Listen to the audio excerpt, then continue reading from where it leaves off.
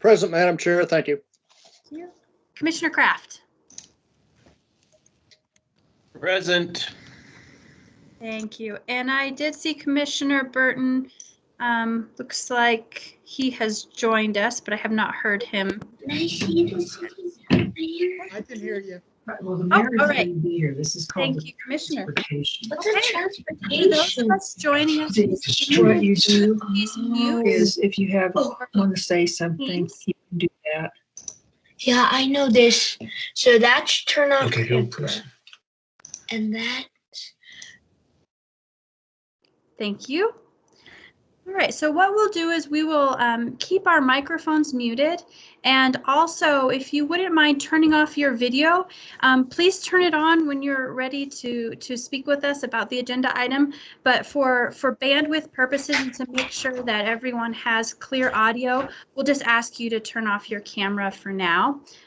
Since I'm addressing the group, I'm going to turn on my camera now so you can see me, and then once we get into discussion, I'll turn it back on. So to comment on a discussion item, and I call this meeting to order at 4:04 p.m. To comment on a discussion item, we use the Teams chat function. And if you look at the lower bar on your Teams, you'll see a little icon that looks like a conversation bubble. And that should open up a chat function on the side. And so when it comes time to, and this is a notification for the public that are joining us this evening.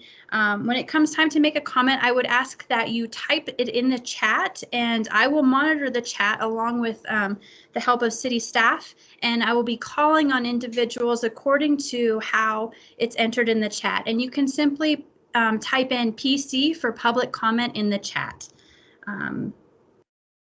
And then what I'll do is once I address that, I'll check it off so you know that I've recognized that you're there and waiting. All right. So calling this meeting to order.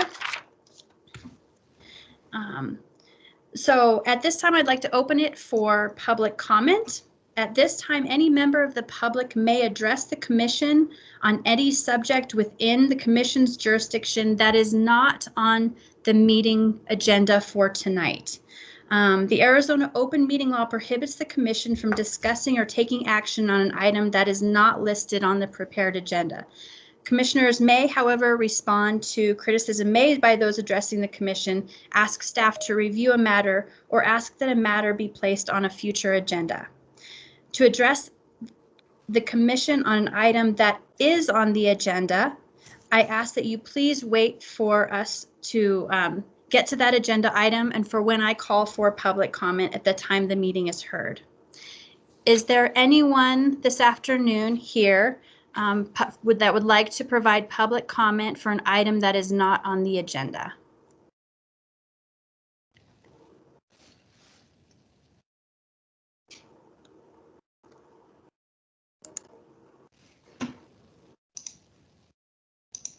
Okay, hearing none. I would like to go to the approval of minutes for October 7th and November 4th. And commissioners. Commissioner Morley. Hi, yeah, I just had a quick question for staff. If this is how minutes were being done now that commissions are recorded across the board, where we're just noting time and being very simple. Thanks. This is Jeff Ballman. Yeah, we are doing simplified action minutes, so they're pretty simple now.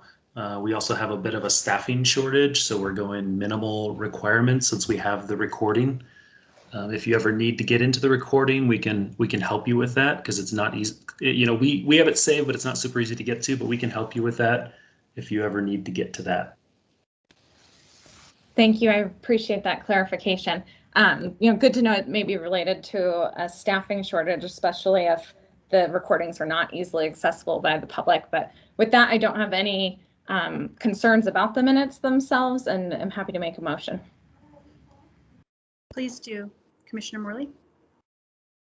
I move that we approve the minutes from Wednesday, October 7th.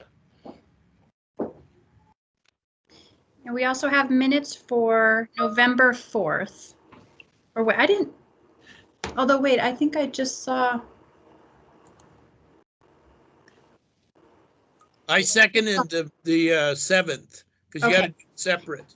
Yeah, know, November you 4th. gotta, and then you got to do the 4th. Yep. Okay. Second by Commissioner Kuhn. All in favor? Aye. Okay. Aye. All right, approved.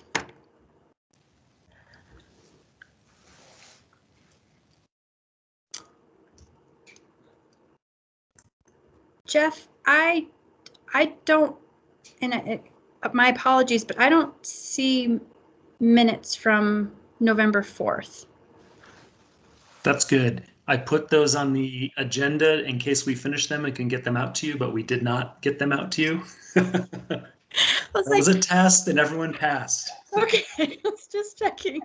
I thought I had missed something. Thank you. You got very to much. table them then, Julie. Julie, you have to table it then. Table them. Thank you. Table the November 4th, 2020 approval of minutes. Or just for November 4th. November 4th. Okay. Okay. Thank you. All right. I'd like to move on to new business. And the first order of business is City of Flagstaff Climate Emergency Declaration. This is an informational item and no formal action is required. So I welcome city staff to present the Climate Emergency Declaration.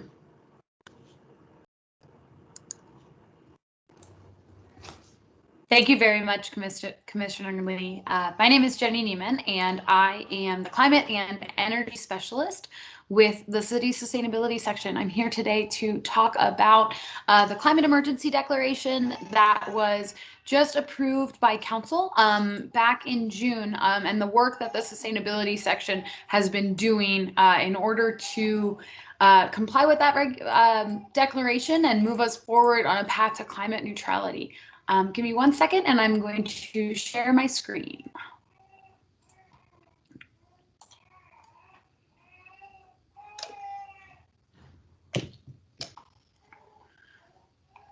Commissioner Lee, if you wouldn't mind just letting me know if you can see the PowerPoint that I have up right now. I do. Thank you. Perfect. Thank you very much.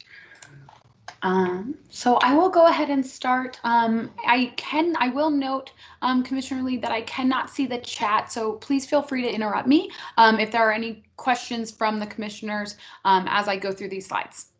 I certainly will. Thank you. Thank you very much. So again, thank you so much to the entire commission just for the time to speak to the climate emergency and the mobilization. My presentation this afternoon is broken into 4 different areas. So I'm going to speak to the climate emergency declaration, then I'm going to speak to what it will take to put us on a path to carbon neutrality as a community. I will speak specifically to transportation and what we know about the actions that are needed so far. I'll talk a little bit about what we've heard from the community, and then I'll talk about what is next in terms of our planning process.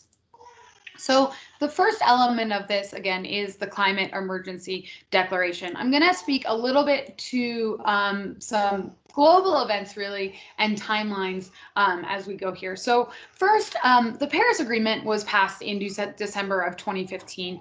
The Paris Agreement put us on a path to keep global warming, so global climate change, to 2 degrees Celsius. There are a lot of impacts of climate change. There are a lot of impacts of 2 degrees Celsius of warming, but this was considered at the time as an appropriate sort of benchmark for the global community to sort of aim for. In October 2018, the IPCC, which is the really international panel on climate change, they speak to climate change from a global level. They are the experts. They compared the warming from 1.5 degrees Celsius to 2 degrees Celsius. And they kind of came out and said, look, we were wrong. We actually need to hold to 1.5 degrees Celsius as a global community. It spoke about the really terrible impacts of going to 2 degrees Celsius, and that really is mostly for the world's poor, just in terms of death and famine and things that happen there. It's not the rosiest scenario, but there's a huge difference in just that half of a Celsius degree in that. And so they said we all need to reset our targets to really be thinking about keeping the global warming that we can take and to 1.5 degrees Celsius. You might say, why are we at 0 degrees? Why aren't we saying we don't want the world to warm at all? And the point really is that we're already kind of past the decision time to avoid warming. The world is already warming. We have already seen warming in Flagstaff and Coconino County. And so this really just speaks to the fact of what can we keep our warming to for right now. Just 1 month later, Flagstaff passed the Climate Action and Adaptation Plan. This was in November 2018. This was Flagstaff's first climate plan. It was also the first climate plan that looks at community climate action passed in Arizona. So we're really excited about that. But because of the timing, and really we worked to write that plan over about a year, we did not include the kind of 1.5 degrees Celsius as a guideline and as our goal. We said we're going to comply with the Paris Agreement to 2 degrees. And so this is really just to say the plan was written around 2 degrees. It became very apparent, and the UN emissions gap report was published to kind of say, hey, we really, really need to hold our warming to 1.5 degrees and really think to, the amount of warming that we're fine with.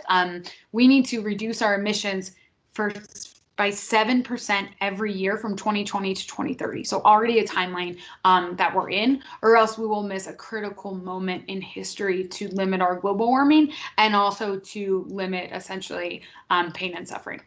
So that's kind of the global perspective, and I apologize. It's helpful sort of for us to couch this conversation in that global conversation because what I'll speak to next is the local reaction. And, every reaction on that, everything we talk about on a global scale does kind of come down to the local level. And so after all of this happened, and basically we had a climate plan that said, we're going to work on 2 degrees. Our efforts are going to contribute to that global conversation on 2 degrees. A bunch of citizens in Flagstaff came together and they put forward a petition. There was a day of action in September 2019. They very quickly got the required number of signatures and they took it to council and they said, we need city council to declare a climate emergency. We need city council to go for carbon neutrality, and we really want them to pay attention to that 1.5 degrees of warming. So that's kind of the global context and how it came to Flagstaff. So this petition went forward in January. It was heard by city council, and hundreds of community members actually came to speak on this climate emergency declaration. They were well organized. They had a group for businesses and a group of grandparents and a group of students in local high schools. It was really inspiring, and they convinced city council to pass a climate resolution that came before council in June of 2020, and it was passed unanimously by city council. That declaration says a number of things. I'm not going to go through all 8 parts here, but there are 8 general parts of that declaration. Some really important ones I will point out.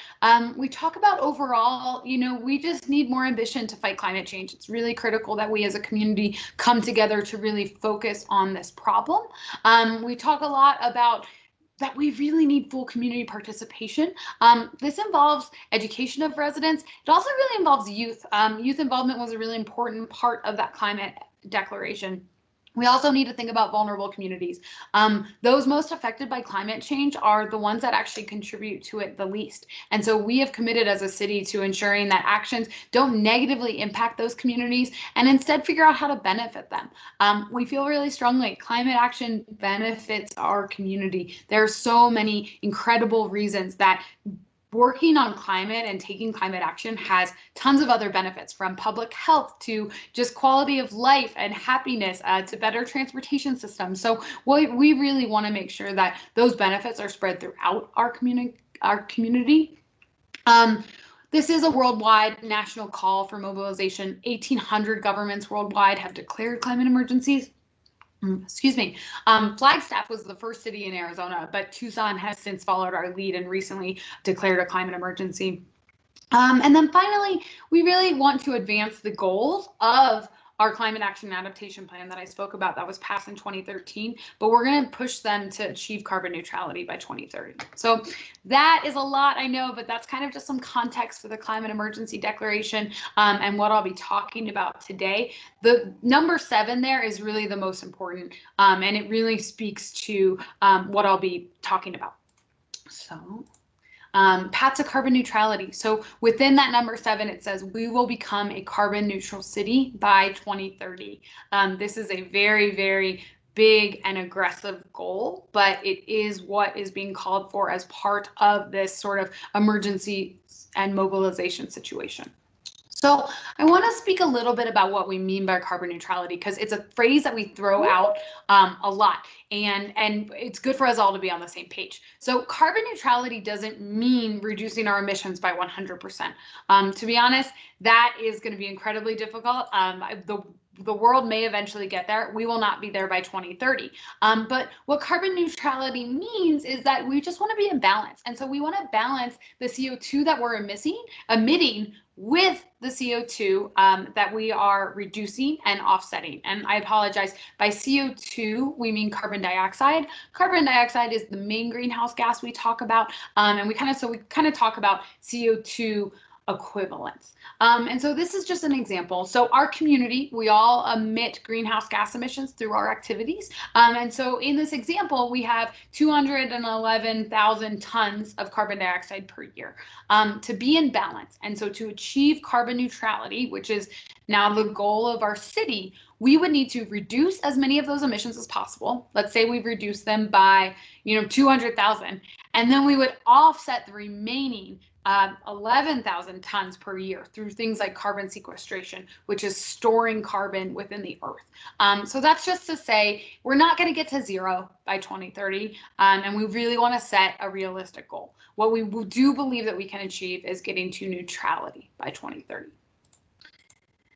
So I want to talk a little bit about what this path means. I'm not going to get too much into detail to this, but really we need sustained and focused commitment on climate action in our community. The community has told us that this is a priority. And so in order to make good on that priority and really to act and achieve our goals, we need to align our systems. We need bold action. We kind of need to reimagine a lot of our different systems, our strategies, our operations. It's really important to recognize that there aren't really silver bullets. We are not going to say, you know what, we can all have electric cars and then it'll be fine. We need multiple kind of system-wide solutions in every different sector of our lives. And we need those all to really work together to get to carbon neutrality. So right now, whoops, I apologize. Right now, I'm going to talk a little bit about our emissions today, because what's really important is that the work that we do is based in data. And so if we want to reduce our emissions, we really need to figure out where our emissions come from today. So this graph is, it's kind of just a very broad picture of all of our emissions across the community. Our number 1 and number 2 emissions, they're very close. And this is similar for every community. So it's not just Flagstaff, but for the most part, our emissions come from powering our buildings. So that's our homes, that's where we work, that's school, our hospital, the energy that goes into that to, turning on our lights, but also keeping us warm. So those emissions are doing very important jobs, right? And that's important to remember. This isn't about shame. It's just really about understanding where we're at and understanding the data. So again, our emissions really from powering buildings and car emissions. We drive places, right? When we are driving places, we are using, for the most part, internal combustion engines. Those create carbon emissions right at the source. Even electric cars cause emissions, right? So all of these different modes of getting around town, all these different buildings, they kind of all come together to create our total pie of emissions. And that is what this is talking about. And so the actions that we take moving forward are going to really have to look at where are our emissions now and what we can do to reduce them. Apologies. So I'm going to talk a little bit now about how we come together as a community to address the current situation. Coming together to take action is really what we call mobilization. We see mobilization as an opportunity for innovation, right? For businesses to come in here and help us, find new solutions, for collaboration across all kinds of different groups, and most importantly, for problem solving. So first, I'm going to talk a little bit about really just for the commission so that you know what staff has been working on. Sustainability staff, so that's my team at the city. We've been focusing on technical analysis and impact scenarios to look at those emissions. We've been talking to the community. We've had a survey that's had over 500 people respond to really tell us what they want to see in terms of climate action. We've talked a little bit about social cost of carbon, which really looks at in dollars, right, what the economic cost is from greenhouse gases. And it puts the effects of climate change into economic terms. We've also been updating the climate plan, and that's what I'm going to speak a little bit about right now. So in terms of that technical analysis, we have been looking at our greenhouse gas inventories. That's basically the pie chart that I showed you. It just gives us the picture of what this looks like. We've been looking at our old plans. We've been looking at climate projections that we've worked at the University of Arizona to create. So how will the climate in Flagstaff change as our world gets warmer? We know it's going to be hotter. We know it's going to be drier, right? We know that those effects have impacts on our people, on our recreation, on our health, on our forests and fires. We've talked to city council. We have reviewed best practices. We're kind of all putting this together in order to help us create this plan for moving forward. So right now, I don't like to use a lot of graphs. I realize this is my second, but this is talks about the challenge that we have. So this is a graph of our emissions. Over on the left hand, we have total greenhouse gas emissions. It's metric tons of carbon, or carbon dioxide equivalent is the unit. The unit matters less than really the trend. So our business as usual emissions are increasing. Flagstaff is projected to grow. That is kind of a given for us. And as we grow, our emissions will increase. That's kind of the business as usual case here in black. The goal that City Council has set is a carbon neutrality goal. So that will get us all the way to zero by 2030. And I am hearing an echo. If someone can mute their microphone, thank you. So this is kind of just to show you that's really fast, right? To get us all the way to zero, but we do believe that it is possible. So how do we do that? And this is probably the most important slide of my presentation. I want to kind of help the Transportation Commission really kind of understand that there are many pieces of this puzzle. So we're going to do better solid waste management. We're going to better manage our landfill. Travel mode shift, I'll speak about this in a little bit, but this is really just shifting from cars to bikes and buses and walking. Clean vehicles, air travel, this is all the energy in our buildings. So new construction, how are new homes that are built in our community, are they net zero? Right? Or do they have solar on them? So that all of these different strategies go into this, and they help us to kind of fill in this wedge graph, right? And they help us to say, yes, this is how we can get to carbon neutrality. Again, we're not getting to zero emissions, and carbon sequestration or offsets are this orange part right here that kind of fills that in. But we really feel that we can get really close looking at all these different sectors that, again, mostly focus on buildings as well as transportation. So I'm going to speak a little bit about the details here just so y'all can get an idea of the scope. For solid waste, we want to reduce the materials that we send to the landfill by 80%. That will be done through really big increases in recycling, right? That will be done through composting. Can we have citywide compost service to keep food out of the landfill? And even better, can we actually do better job at wasting less food, right? And sending more food to our hungry neighbors. Air travel, we're going to think about fuel consumption, industrial energy. So first of all, we need to have 100% renewable energy. We're very lucky right now. APS, who is our electric utility in Flagstaff, they have committed to 100% renewable energy by 2050. So this is one of those really good examples to the business case for climate action is there. APS is doing it because it's a really good opportunity, right? This is very possible. Solar and solar battery storage is actually cheaper now than keeping coal plants running. So the business case is already there. This actually is one that will be pretty easy to get to compared to other things. But then we also need to look at our natural gas, right? How do we think about natural gas in our industrial processes as well as within our businesses and our homes? I have a natural gas furnace and water heater, right? Those emit natural gas, right? When we burn it, emits carbon dioxide and methane, right? It emits these different it emits these different global warming causing elements, right? And that's coming directly from my home, right? So how do we get that to change out, right? How do we help homeowners with these changes that actually will help them and can also be financially beneficial? We have some challenges with this. We actually can't ban natural gas in Arizona.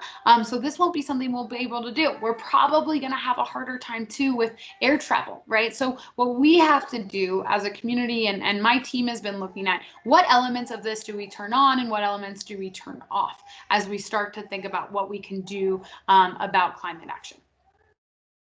So another, going further now into transportation, this is where things get exciting and really to commission members is where I'm really looking forward to working with you all on over the next couple months. We really need to look at travel mode shift. So we actually are looking at we need to reduce our vehicles miles traveled by 50%. Those vehicle miles traveled would be, okay, so now I'm not going to take my car for half of my trips. I'm going to bike or walk or take public transit, or maybe our carpool is not on there, or maybe our rollerblade, right? There can be creative ways in which we do this, but it's really important that we just think about how do we reduce those actual vehicles miles traveled. It can happen. The cities around the world have showed us that they can have really big VMT shifts through different actions, and I'll talk about those in a sec. But part of transportation is also clean vehicles. And so this is shifting to electric vehicles. The market is shifting pretty quickly to electric vehicles. So this has been really exciting for us to see. Electric vehicles are becoming more and more common. But the truth is we really need them to become a lot more common, a lot more quickly. It will be part of this overall equation. So in terms of transportation, the travel mode shift. So reducing those vehicles miles traveled by 50%, that will mean we need to increase biking, walking, and transit, right, by a lot, right? And so how do we do that? A big shift is really needed. We really need to start rethinking our transportation system and how we get people around town. The really good thing is that people are healthier, they're happier, right, when they're walking and biking, right? We know this anecdotally from either ourselves or maybe a family member's experience. So there's a lot of good things that can come from this. And what we really want to do is focus on that, right? How do we help people ride their bikes more, maybe because they like it, right? Part of this is also land use changes. So density is a really important component of thinking about our transportation systems, right? When there are density and mixed uses, it's a lot easier to get around on walking and biking, right? You can travel shorter distances to get where you need. When you go walk around downtown, right? And I know that a lot of us haven't been doing that lately, but if we can think about kind of the before or the after, you know, you can be at the library, right? You can be at a church, you can be at City Hall, you can be at a restaurant, all within just a couple blocks, right? And that's really cool. Maybe you live downtown, right? And you can access all of those areas, right? Right within a couple blocks. You've got a grocery store maybe a half mile away, right? And so maybe it's easier for you to take more trips there. So what we really want to do is think about how do we shift our transportation systems into ways that make it not only easier for people to get around town, walking, biking, or using the bus, but also to make their lives better. We'll do this through prioritizing walking, biking, and transit. This will happen in infrastructure, space dedication, and programming. And then we'll also want to start looking at emissions when we make transportation decisions. And so we'll start to say, hey, if we do X, Y, or Z, how does that impact our greenhouse gas emissions as a community? How does that relate to our transportation goals? In terms of community engagement, I want to just speak to this a little bit because we've been talking to the community a lot. We have had, I think, 6 climate emergency forums, events for people to come talk to us. We've had commission presentations like this one, community group presentations. We've had 2 surveys on the Flagstaff Community Forum, as well as a bunch of other advertising. I do want to tell you we're committed to continuing this conversation. And so if the Transportation Commission would like us to come back, we can get further into detail on any of this, right? Or if you have groups that you would like us to present to, we would love to hear that, and we would love to go your help in going to present to them. We really want to talk to as many people as we can within our community about this. Just a little bit of, I apologize, of what we've heard from the community. Sorry, I hope I'm not making you dizzy. But we've asked really specific questions. We've said, you know, how would you walk to work more? Or how would you bike to work more? You know, we've said, how would you walk to your friend's house or to go to dinner more, right? Or bike there? Or what would convince you to take the bus downtown, you know, on a Thursday night?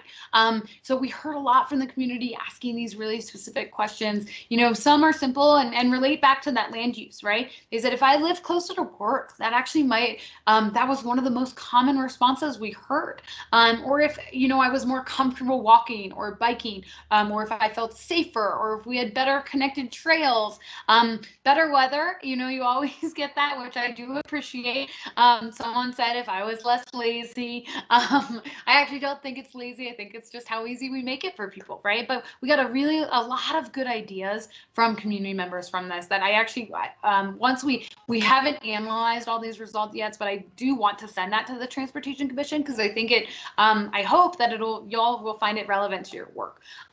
We also heard from folks, you know, the COVID situation has put us into a different land of remote work, right? Or a different kind of landscape. And we heard from folks that they would actually want to work remotely over the long term for maybe even 2 days a week. That has really big impacts on the traffic on our roads, right? That has impacts on vehicles miles traveled. And then we got really strong support for reducing VMT by this large amount of 50%. So I'm going to talk a little bit about what's next, and I want to wrap up here. So this is my last slide. But as I said, we are continuing our engagement efforts. We're working to synthesize the feedback that we got from community members and that we are continuing to get. Then we're going to start looking into the old climate plan and saying, okay, these are the things that need to be accelerated. This is what we're seeing, you know, community support for. We're going to start thinking about investments and scenarios. This will cost money, right? And so how will we do that? Again, I apologize. Not very good with my mouse today. And then finally, we will bring an updated climate plan with refined targets and prioritized actions back to City Council in February.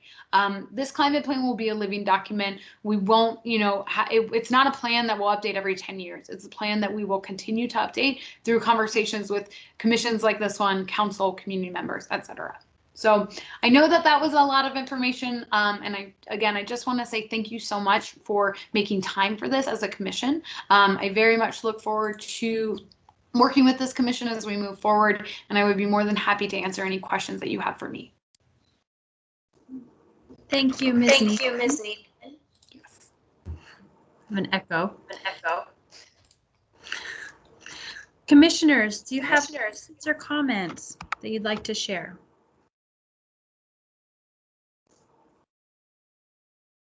Commissioner Morley. Thank you, Madam Chair, and thank you, Jenny, for sharing that presentation with us. I am really excited to see the results of that survey, so I hope you can send us the transportation answers.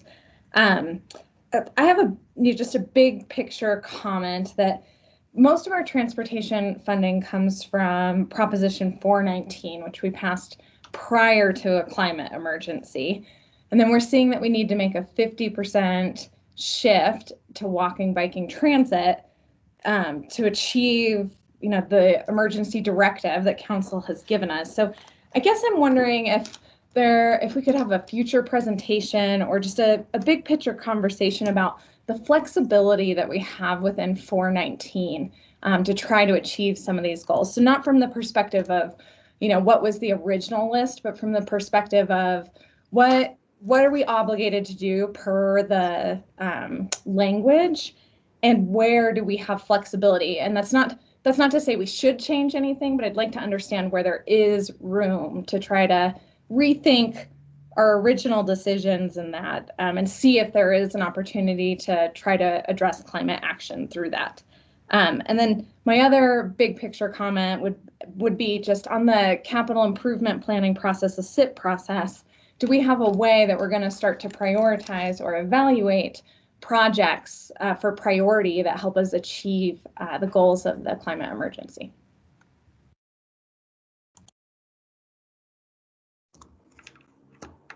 Great. Thanks, Commissioner Morley. I am happy to speak to the second question on the SIP process. I think that the questions about 419 are really important, but I will probably push that one to Jeff or someone else that might be able to answer about flexibility there. And it is a big picture conversation, of course.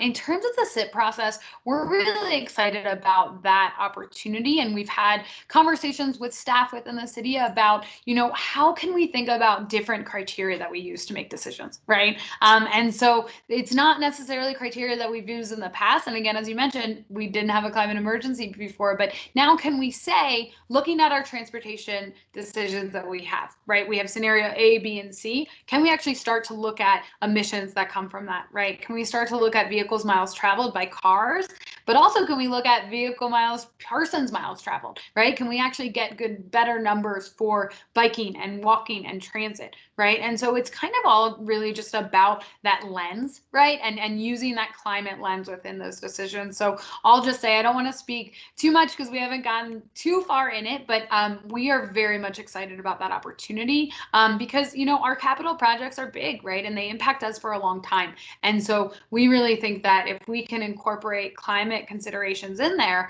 that will allow us to maybe think of some different scenarios. We might make different decisions, right? Based on the city council making this priority of climate, a climate emergency. And really, I like to think less about the emergency, but more about the mobilization, right? Because that's really where we come in, right? Of how do we really mobilize around this common goal? And again, I just think there's a lot of opportunity for some exciting collaboration.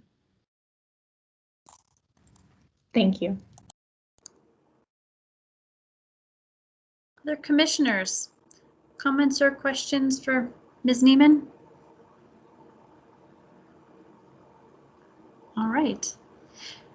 Do we have members of the public that would like to speak to this particular agenda item? If so, I just ask you to make a note in the chat. And the note can be public comment or just simply abbreviate to PC.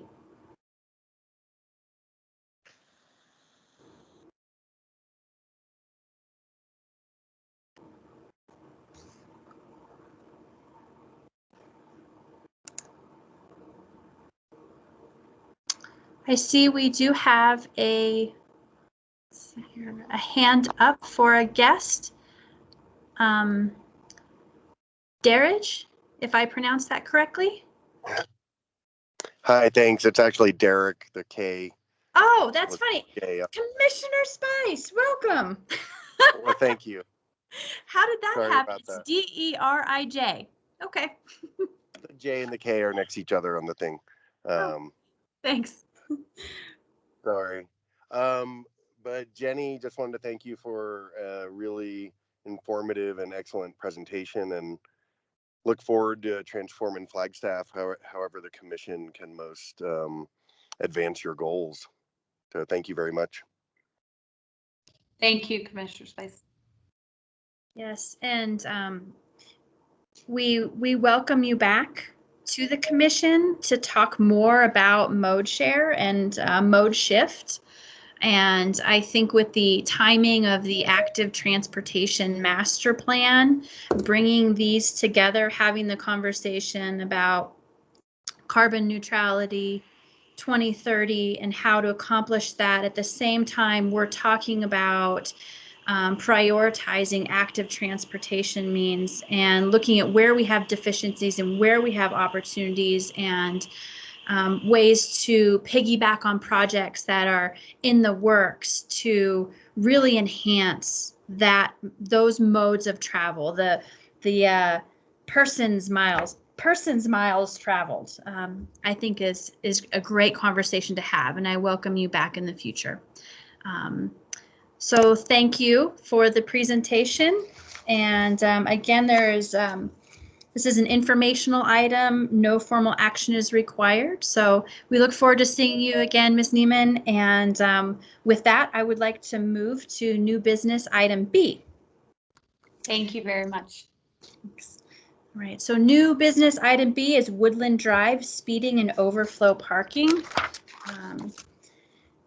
Staff will present the speed and volume data for Woodland Drive, and they are asking the commission to consider an interim speed control traffic calming measure for Woodland Drive. And with that, I would like to turn this over to Jeff Bauman.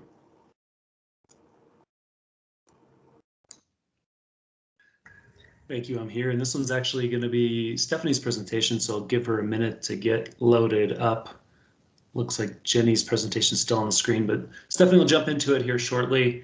Woodland Drive, here we go. Can you all see my screen okay? Yes, I can. Thank you. Thanks, Julie. All right, so Woodland Drive. We have got a map coming up pretty soon of where this is. But before we get to that, we, city staff and a couple of council members met with some neighbors beginning of September for some concerns with speeding, parking within intersections, parking on both sides of the street, which makes the street more narrow, a need for a stop sign at Trail of the Woods. Once again, I'll show you a map in a second. So we met out with the neighborhood. We listened to all of their concerns. We have since collected speed and volume data on the roadway. And we have actually put in a work order to our public works group to put in a stop sign and actually add some candlesticks to one of the intersections over there that has a huge curb return that many people are actually parking in. So that was just a kind of a quick summary. So the process for a concern like this from citizens, we utilize that residential management spreadsheet thing and ask that they give us a write-up of their concerns and have their neighbors sign it and stuff. And then with that, we go forward and count the intersection. So we actually took traffic count September 2020. And we did invite the neighborhood to this traffic commission meeting today. We're hoping to hear some comments from them. We will be presenting the findings from those traffic counts and also showing you that neighborhood traffic impact score sheet. I think most of the traffic commission has already seen that score sheet, but we'll go over it a little bit because there's some members from the public that have probably never seen it before. So let's see. We will present some concept drawings for traffic calming on Woodlands Drive. Those include traffic circles, curb extensions, center island narrowing, and or chokers. So we can, put some of these different options together. We can add new ones if other people have more ideas. But we did find some possible traffic calming measures. Then we are hoping that Traffic Commission can make a recommendation for the best concept, for a concept that they like the most. With that, we would put that concept into the field as a test. And we're also curious for Transportation Commission's ideas for criteria and how to measure if this concept worked in the field. So we'll be asking for some of that later on. And then if the chosen concept worked and everyone's happy, we can put together some funding, hire a designer and contractor. So some of that probably looks a little familiar from talking about Boulder Pointe last week. So yeah, I'll go on. So the first thing we're going to discuss is traffic counts. Like I said, we did take traffic counts in September of this year. We did have older traffic counts as well that we were able to compare to. So we had traffic counts from April of 2015.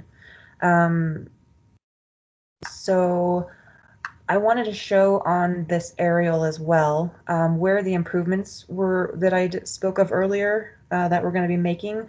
So there's a stop sign right here on, I believe this is called Malapai Street. There's a stop sign, maybe Maricopa. There's a stop sign here, and there was just a stop sign missing right here. These two streets seem very similar. So a citizen asked that we place a stop sign right here because people blow through it often.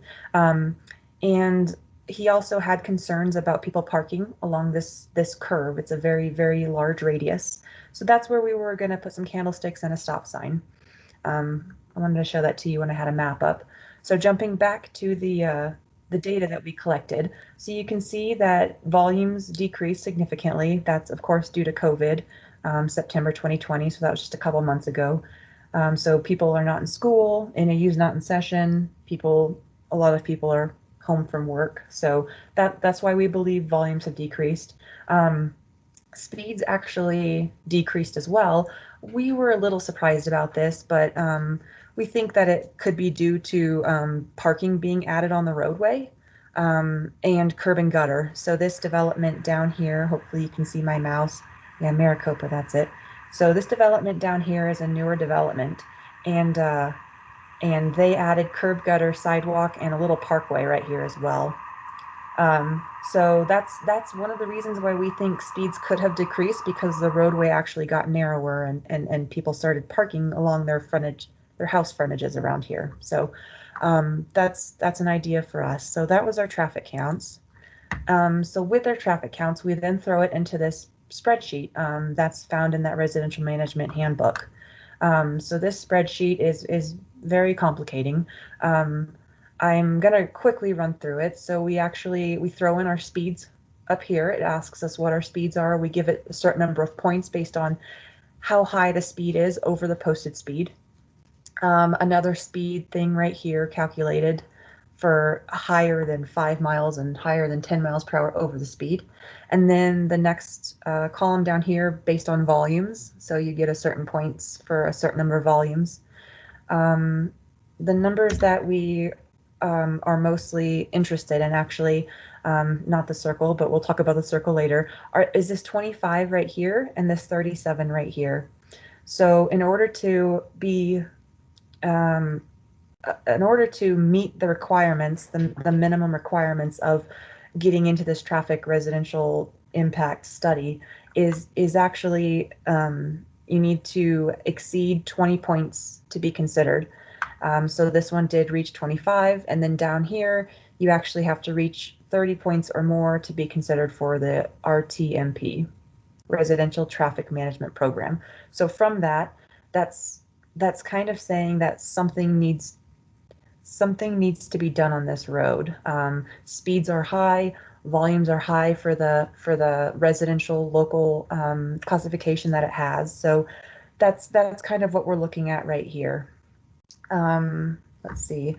So looking at this 671 vehicles per day will kind of bring us into this next slide. So this is our engineering standard cross sections. So we've got residential local and a residential local wide. Residential local wide is wider for travel lanes. So we said we were over 500 vehicles per day. So it actually warrants a residential local wide street, but residential local wide has a right-of-way width all the way down here at 61 feet minimum. The roadway out there right now has a right-of-way width of only 50 feet. So I'm kind of making the assumption that this was probably designed as our old residential narrow. So we used to actually have another cross-section that was residential local narrow. So I'm assuming that that might be what this road was originally built to, because it only has 50 feet of right-of-way. So with that being said, 50 feet of right-of-way, we're going to struggle to fit everything in this that we want to.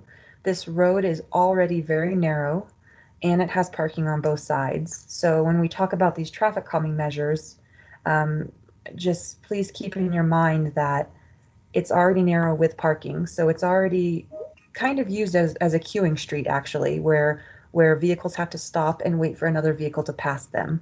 And then they can get into the lane and travel. So we had a couple ideas of possibly making it a queuing street, but with parking only on one side.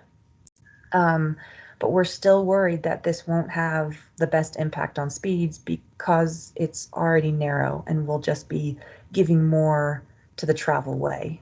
But with that being said, and having confused you enough, let's just jump into the drawings, I guess, and we can ask questions in a little bit. So this is the drawing of the traffic circles. Very, very preliminary. Trail of the Woods is here. This was the big fat radius that I was talking about that we're popping a stop sign in here.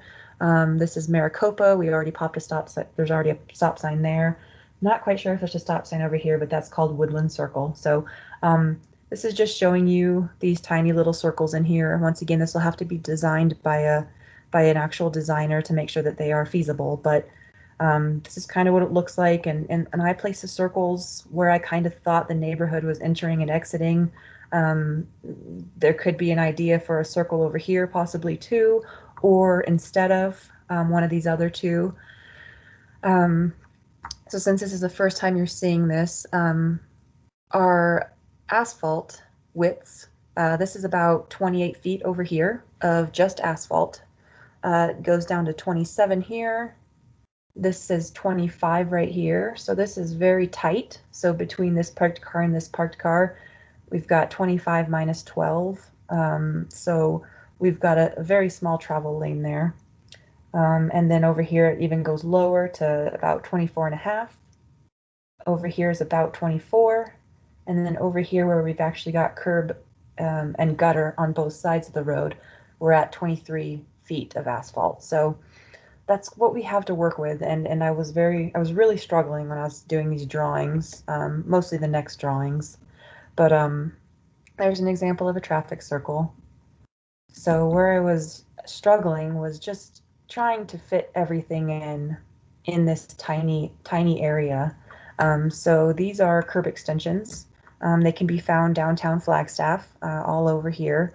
So this curb extends out and bubbles out about as far as wide as a vehicle is. So it bumps out to where the parking is right here. So I tried to fit that in here.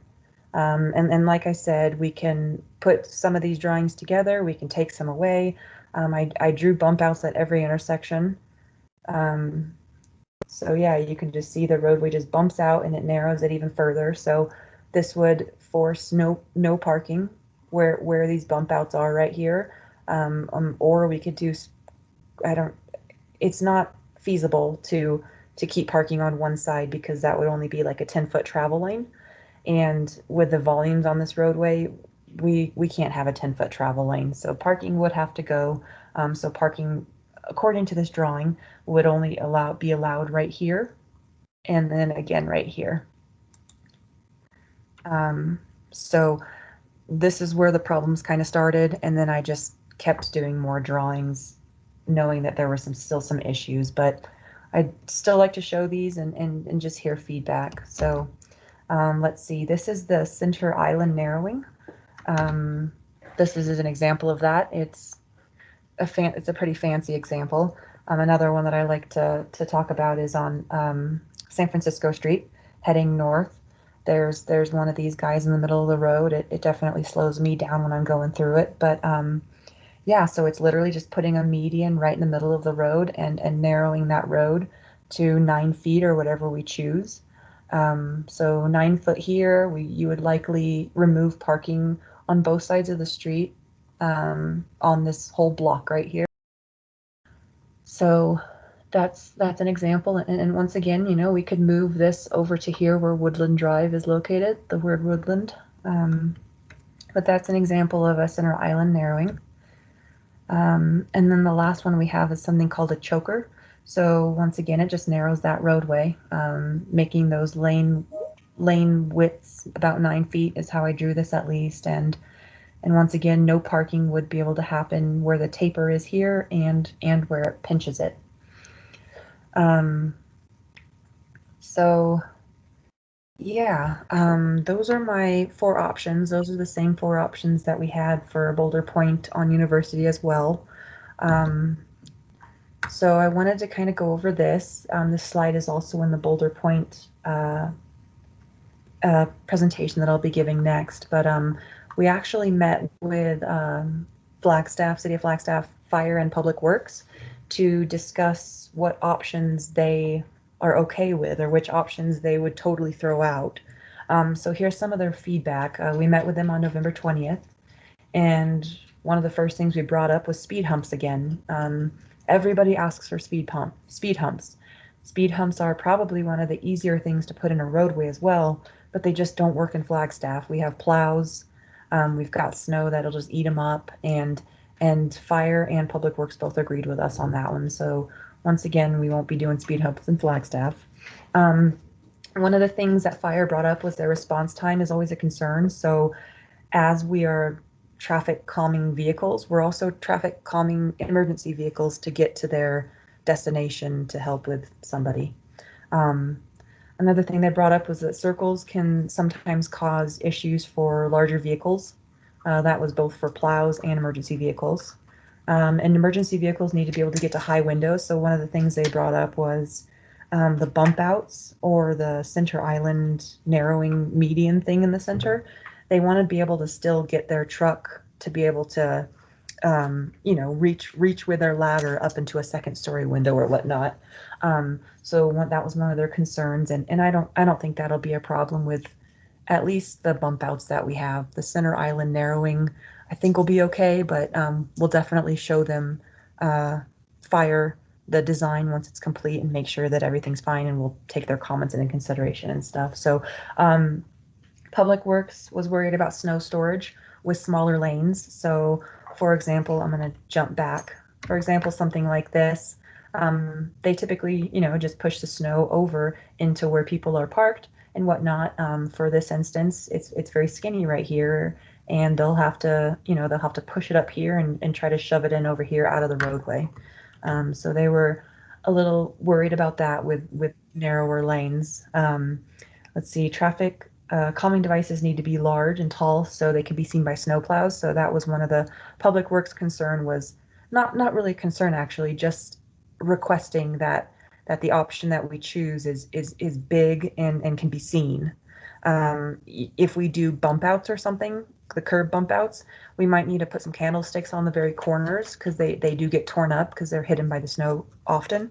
So with that being said, I think they were leaning towards the center island or even the little turning circles, the little traffic circles, because those two things are very large and they can't hit it really. They were all pretty much okay with all four of the options designed, making sure that they're designed with large vehicles in mind. And that'll definitely be the case. And they'd just like to be kept in the loop. They'd like to be able to review the plans once we come up with a plan and be able to give us feedback. So that was our discussion with Fire and Public Works. So first, some conclusions, some closing ideas that we had with this. Radar feedback signs, we've been putting them up throughout town quite a bit. We put some up on Butler. We're putting another one up on Butler actually. There's one up on Zuni. So they're throughout town. I think police said that these actually worked very well as well. They do bring out the ones that roll on a trailer, but these radar feedback signs that we're referring to here are ones that are actually stuck in the ground and are there permanently. So that could be an option for entering and exiting the corridor that we're having speeding issues on, or a combination of multiple options. So maybe a radar feedback sign on one end and a little traffic circle on the other end. So I want you guys to, if you can, everybody, to just kind of think of all of the options possibly working together or multiple options working together. Public Works is willing to install our chosen option. So that was one of the things that we discussed with them. And timing of install. So I wanted to kind of discuss the timing of the install. So same with Boulder Pointe, actually. We could install the test before this winter hits too bad, or we could wait till spring. So I just kind of wanted to have this discussion and hear Traffic Commission's ideas on this. If we waited till spring, would we want to keep it up during the winter so we can test it during the winter as well. So that's if we wait. If we can come up with an idea for a test, it would probably be great to put it up now. But anyways, I'd love to bring that up with Traffic Commission. So let's see, our goals here are to hear public comments. Hopefully there's a few people on the phone that we had the meeting with out in the field.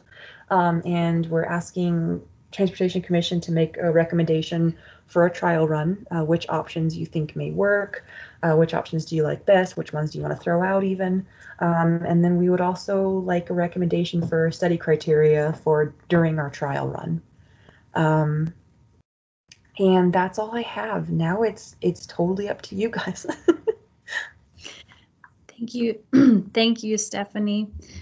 How I would like to do this is call for any questions from or clarifications from my fellow commissioners. And then I would like to open it up for public comment and then circle back for commissioner discussion. So I would like to start with my fellow commissioners. Are there any questions or clarifications that you'd like to hear from Stephanie before we open it up for public comment?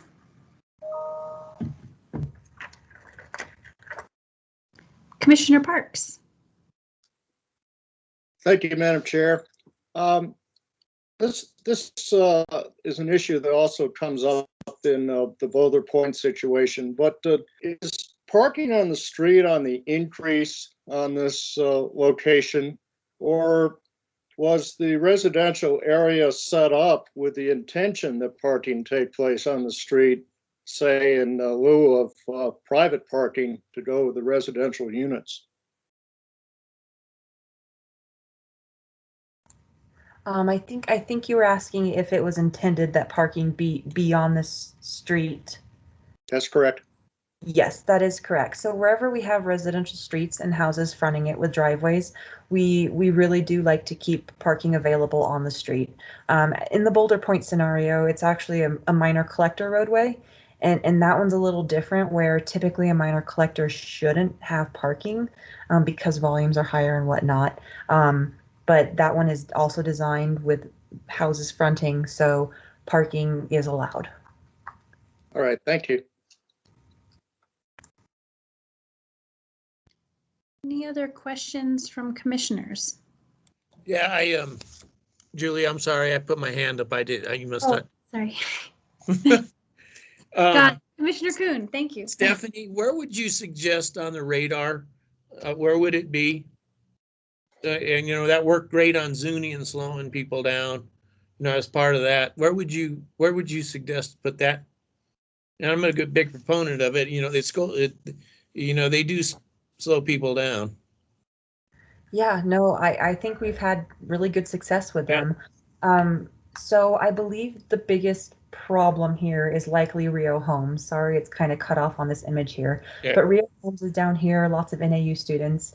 And this is actually a downhill swoop right here. So about right here, it's heading downhill. So my recommendation for something like this would be in this area, right when you're coming around this curve, to be able to see that radar feedback. And I honestly haven't thought of an area coming in from heading eastbound here. I haven't thought of an area for if there is a good spot for one here. Maybe it be on this corner here. That might be part of the HOA's property. Right. Okay. If we were to do two, maybe there and there. All right. Thank you.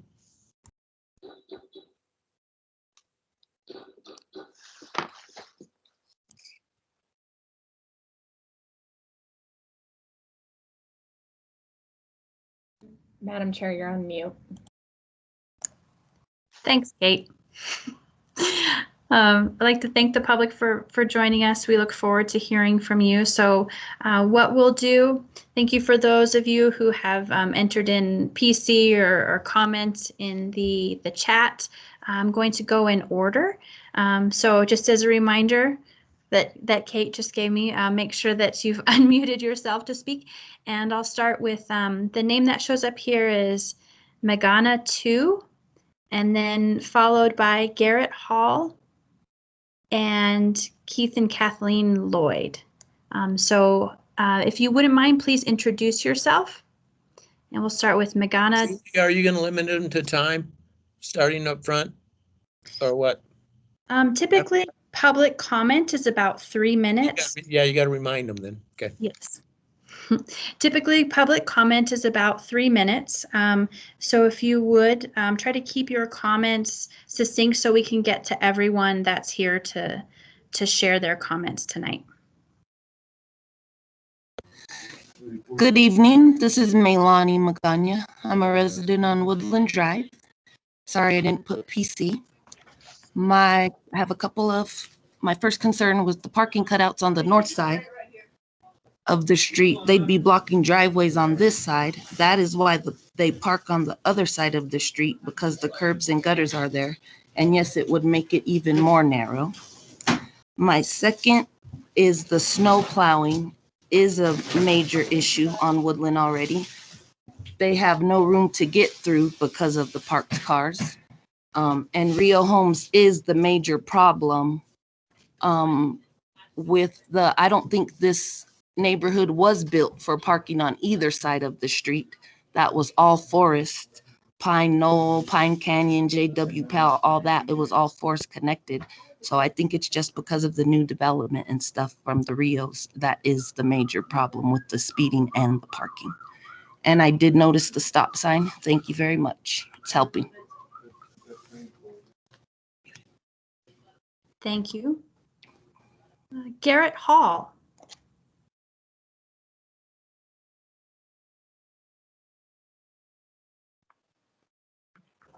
Hi, I think I was confused as to whether this was about the Boulder Pointe, and I was going to withhold my comments until a little bit later, unless you want to segue into that. We will wait until that agenda item is called. So if you wouldn't mind, when we get to that agenda item, just put that PC back in the chat so that I don't forget. I appreciate it. Will do. Thank you. Thanks. Great. I have Keith and Kathleen Lloyd. Hi, just some quick comments. We're residents of Woodland Drive also. The traffic circles that are proposed at Trail of the Woods and Maricopa, to me, that seems like from our perspective here, that seems like that would be a very effective option for slowing down the traffic. The problem we have is so much cut through traffic going down Woodland Drive to the Rio homes, and that's where the speeds get higher and everything. I think that those would really do a great job of calming the speeds down. As a guy who drives a fire truck for a living, I can tell you that those intersections right there with those calming devices, those would not affect response times hardly at all. And the other measures, as far as being able to reach upper floors in this situation, it would not be a problem. I was wondering if there would be any options available to perhaps limit the cut through traffic. Are there any measures that can be taken to basically just cut down the volume on the street? And that's all the comments I have. Thank you.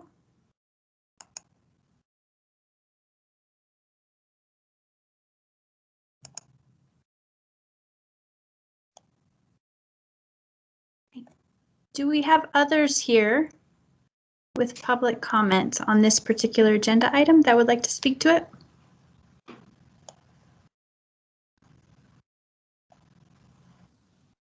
Great. Councilmember Odegaard, welcome. Thank you for joining us. Oh, you're welcome. Thank you, Chair. I just wanted to thank Mr. Bauman and the entire city staff for addressing the needs concerning the issue in this section, in this neighborhood. It was Councilmember Aslan and I that met with the residents and heard their concerns. And I really want to thank our city team for reacting and addressing their concerns. And as far as any suggestions, these traffic circles that shows in the one slide, I think is over in La Plaza Vieja neighborhood. They work really good in my experience. Actually, I might have planted a couple trees in some of those circles at one time years ago, and they do work. And I appreciate staff of bringing forward some suggestions, and it sounds like the circles seem like they're getting a pretty good response from the neighborhood, and just wanted to chime in and say thank you. So thank you, Chair. Thank you. So Stephanie, Mr. Lloyd had a question about limiting cut-through traffic, if there was a way to potentially reduce traffic volume somehow in this neighborhood, particularly to Rio homes. And I can't say that I am familiar enough with the Rio homes development to speak to that.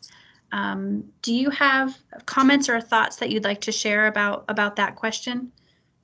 Yeah, so I believe one of the issues for La Plaza Vieja was actually cut through and speeding through that neighborhood.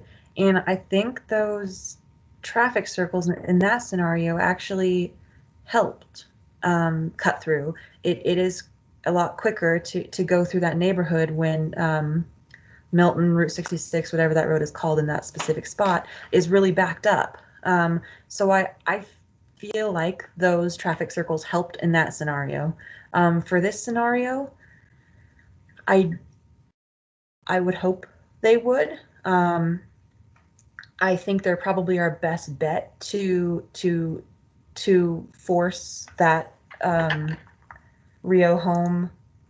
those Rio home people to go the other way. It's just something that slows them down. So, you know, if these Rio home people here want to go to REI, is it quicker for them to take Pine Knoll here, or is it quicker for them to hop on here all the way over here to go to Lone Tree? So I would hope that would force them, you know, make them take a little more time and make them think about going another way. But I'm not 100% sure. I'm curious if Jeff has any other ideas or research he's done of what can help alleviate those cut-throughs.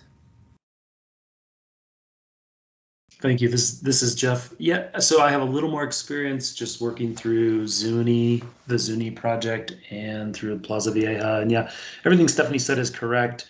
The La Plaza Vieja concerns were both speeds and cut through, especially in that evening peak when Milton and East 66 are so busy. I think it's definitely helped with that. In that neighborhood, the more attractive route became Clay. It always was for the most part, but it really focused traffic onto the collector, which is Clay, so that was pretty successful. Here, if you look at the network, yeah, I mean, each circle is going to provide a little bit of a time delay, some inconvenience for people, but if they're going north on Lone Tree, I'm not sure if we're going to see a lot of diversion, but we might see some. Every little bit could help. The only thing that really diverts people is closing streets, and we really, really don't like to do that for a number of reasons. You know, circulation, things that Jenny was talking about, vehicle miles traveled increase, general circulation, emergency access. So closures are a really extreme measure, and this would not be a candidate for a closure. So those are just my perspectives. Thank you. I appreciate the work you've put into this, Stephanie, and considering the options, and I appreciate the community and the residents vocalizing concerns about speed in here, so we can address it. I recognize the issue with limited right-of-way, and I recognize the issue with needing to maintain parking where we have local streets and residential area. And hearing from the community that the traffic circles in Plaza Vieja are working well, and hearing from Mr. Lloyd, who operates an engine, that these are navigable by emergency vehicles.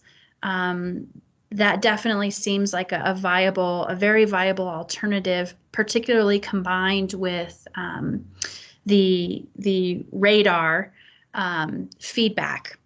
And I don't know if Stephanie, you were looking at just one or the other or a combination, but hearing that those are effective, it might be worthwhile to consider placement of those. Those are my thoughts that I'm sharing with the commission and the public. I would like to hear from my fellow commissioners on their thoughts. And I see Commissioner Morley. Start with you. Thank you, Madam Chair. I have a variety of comments. I'm going to try to answer the things that Stephanie asked us to answer. First, I want to thank Stephanie for her effort on this and just all the work she puts into the community comments that we get, trying to resolve issues. I want to say, yes, I support a trial run. I actually think doing it during winter is good because I think that we can show that some of these things can be compatible with winter and remove some of those winter concerns from the list as we look at future projects. To go back to my previous comment about funding, we have a long list of needs in the community. And my understanding of 419 funding is that there was actually quite a limited pot of flexible money. And that goes back to wanting to understand where we have capacity to do these things. And if the commission needs to be prioritizing, there's definitely a lot of need out there. As we see tonight. I generally support traffic calming and look to staff to really decide what works best. I'm with staff also, though, that I think the city has pretty clear policies about keeping connectivity open, and so don't want to revisit connectivity or closures or even necessarily deter people. I think the goal here is to make sure that they're driving at speeds that are manageable for a neighborhood or appropriate for a neighborhood. Big picture, I have a comment as well, and that's that we have an agenda full of things like this, and I just heard staff rattle off a list of other projects where we've had to come in and do traffic calming in the past. And I would like us to revisit engineering standards, and I'm sure staff is cringing as I say that. But I think part of the problem is we're saying that cars should be parked on both sides of the road. And when people then don't do that, we end up with streets that are too wide, but then we have to traffic calm later. And we're doing it all over. We're spending money fixing things that we just built. And I think it's a policy that we need to revisit. Because I don't think we can continue to do that. Additionally, we're building parking on both sides of the road. You're not supposed to be street parking for half the year, according to ordinance. And so it also feels like we're maybe overbuilding parking when that's not supposed to be a concern. And as we're looking at design concerns and thinking about snow plowing, I think remembering that cars are not supposed to be out there is important when we're designing as well. So just so that we're not overbuilding everything. And Stephanie, I don't know if I helped you much, but those are my comments. And again, thank you for all your effort on this. Thank you. All right. I did have one more public comment that we'll take, and then I'll go to Commissioner Parks, Kuhn, and then Burton. So the public comment is Magana. It's Magana. And to go back to what Stephanie and the other guy were saying about not liking to close the roads and detouring people. If I remember when the Rios was built, the Woodland Drive exit or road was supposed to be for emergency vehicles only. Is that another option for detouring or slowing the traffic down? And that's all I have. Thank you very much.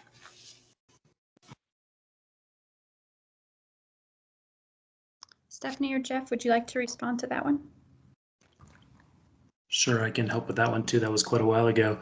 When Rio Homes was first developed, I believe that connection of Woodland Drive was a dirt connection as a secondary access until the development built out, and then it was paved as the street it is today.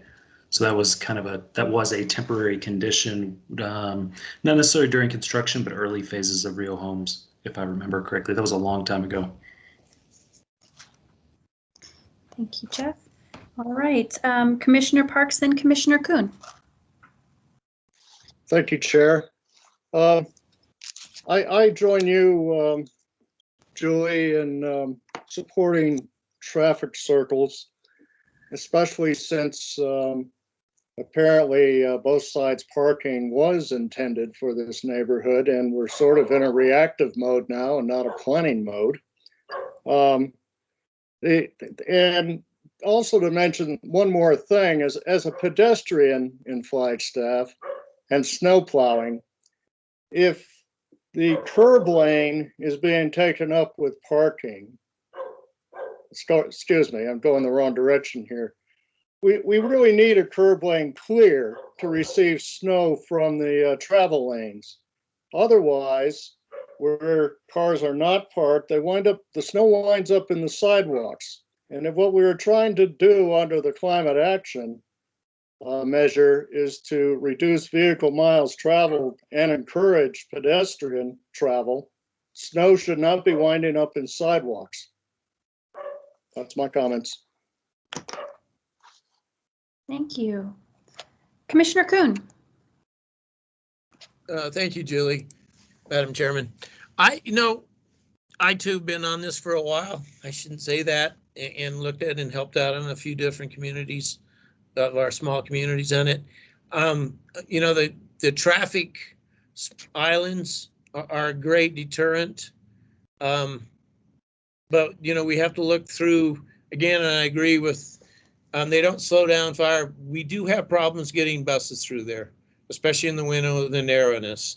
It's not a big deal, or an island. I would go with both, but I still think we need to do a 3-phase with those and the radar. Remember back to Zuni, and Jeff will have to remind, but that helps significantly out after the studies from Zuni, and they helping. So it needs to be a combination, and obviously you got to leave that up to Jeff and his staff to do that.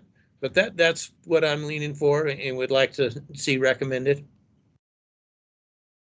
Okay, thank you. Commissioner Burton. Yes, sir.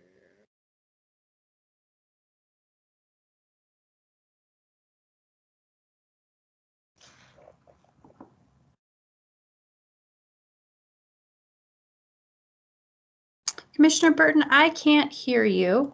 Let me try this one more time. Otherwise, I'll go to Commissioner Kraft and then come back to you. Brian has a written comment in the comment section.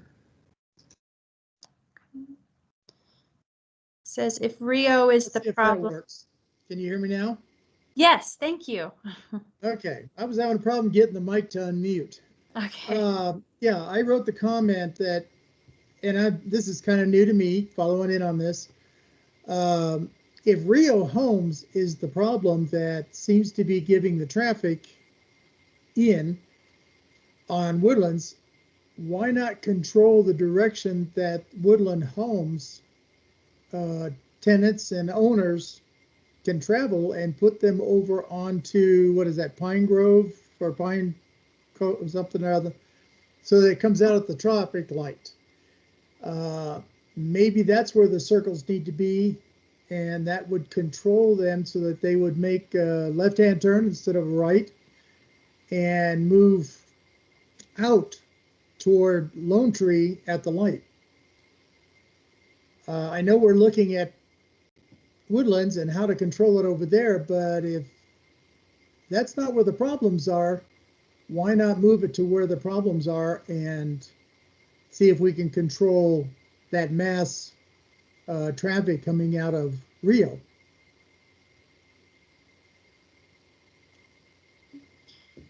So if I'm understanding you correctly, it would be a left-hand restriction for southbound-ish. Yeah, so that and you could control it maybe so that they right turn from, what is that, Woodlands, where it goes around the curve there. So a right turn is not available.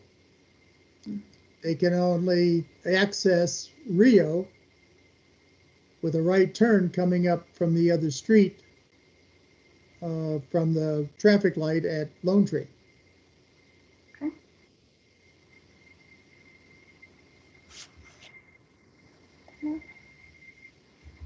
Thank you for the idea and comment. Commissioner Kraft. I just wanted to weigh in on, I think I prefer the circles just because I don't think the islands have enough slowing effect. It doesn't slow me down on San Francisco. So I feel as though the circles are more effective if we're going to use that type of thing. Thank you.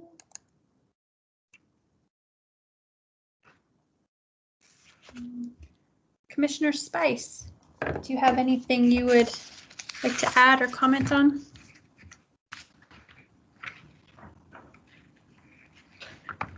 Thank you, Madam Chair. Even though I know some people moan the addition of more circles, I think the roundabouts are pretty effective. Thank you.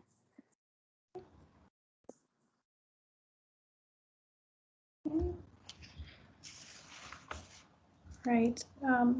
So I'd just like to summarize. Stephanie, if you wouldn't mind going back to this slide where you had outlined the direction you were seeking to receive from Transportation Commission, I think that would be helpful.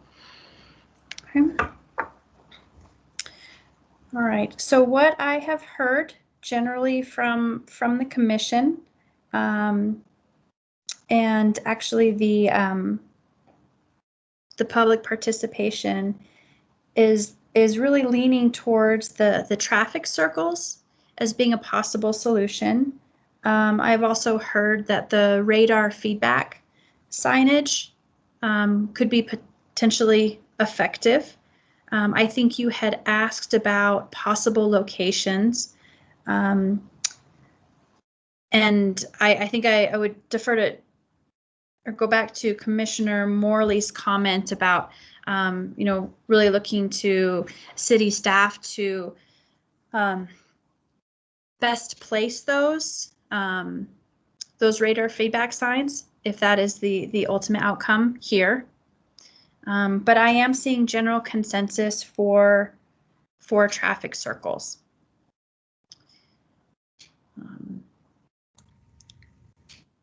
Perfect. So and Jeff, yeah. Can I jump in here real fast, actually? Yes, absolutely. Kind of the same thing for Boulder Pointe was putting a traffic circle at a T intersection, and this will just come with a trial. We are totally open to putting some candlesticks in here. I think that's what we'd probably use for the trial run, but I'm still a little hesitant with at a T intersection. So here, I'm worried that these people heading eastbound or westbound, well, mostly just actually eastbound, won't slow down enough because we still need to give them space to get through. So that's my only concern with the circles, but I'm really curious to try it, and we might even want to try it on Boulder Pointe too when we talk about them. But yeah, I think that sounds great. And the feedback signs, I think we have some ideas of where we can place those. And yeah, that was great. I don't know if Jeff has anything. Stephanie, can I jump in on that? The circle on the T is really tough for our big buses. And the island, and we can see that, and will obviously be a great trial. Well, if we get back to school, but with the plastic, what we did, Jeff, out at Bow and Arrow on Mohawk, and you got the trial on that, and you put up that. How good what did you get out of that when we initially did that? Thanks. Yeah, we did several trials. Yeah. Different configurations. Some worked, some didn't work, and some didn't have much effect. So yeah, I wanted to jump in at some point and just remind that this is just a trial. So yeah, we'll see if we have any effectiveness or too much effectiveness for some types of vehicles and go from there. So that's the nice part about being able to do trials. And again, as Stephanie mentioned before, Public Works is willing to jump on this, especially with something simple, so that we can probably get it in if the weather stays good for the next couple of weeks before the winter. Okay. So I'm sorry, Julie, for jumping in. I just had to ask because of the time we did the trials on Mohawk.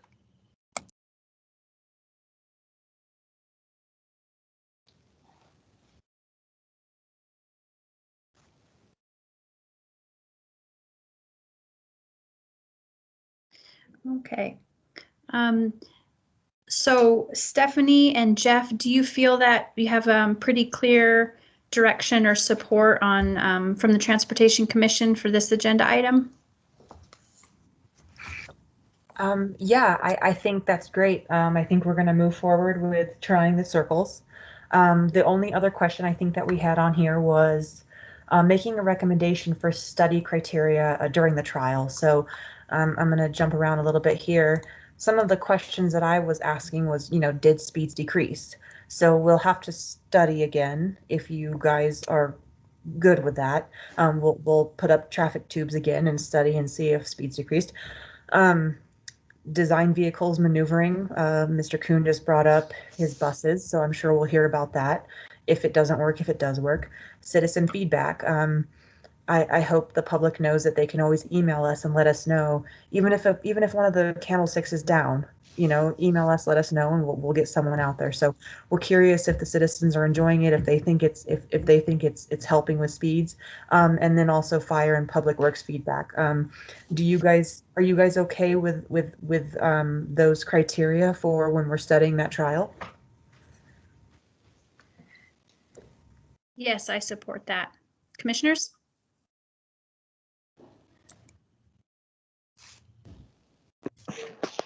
That's affirmative support from Derek.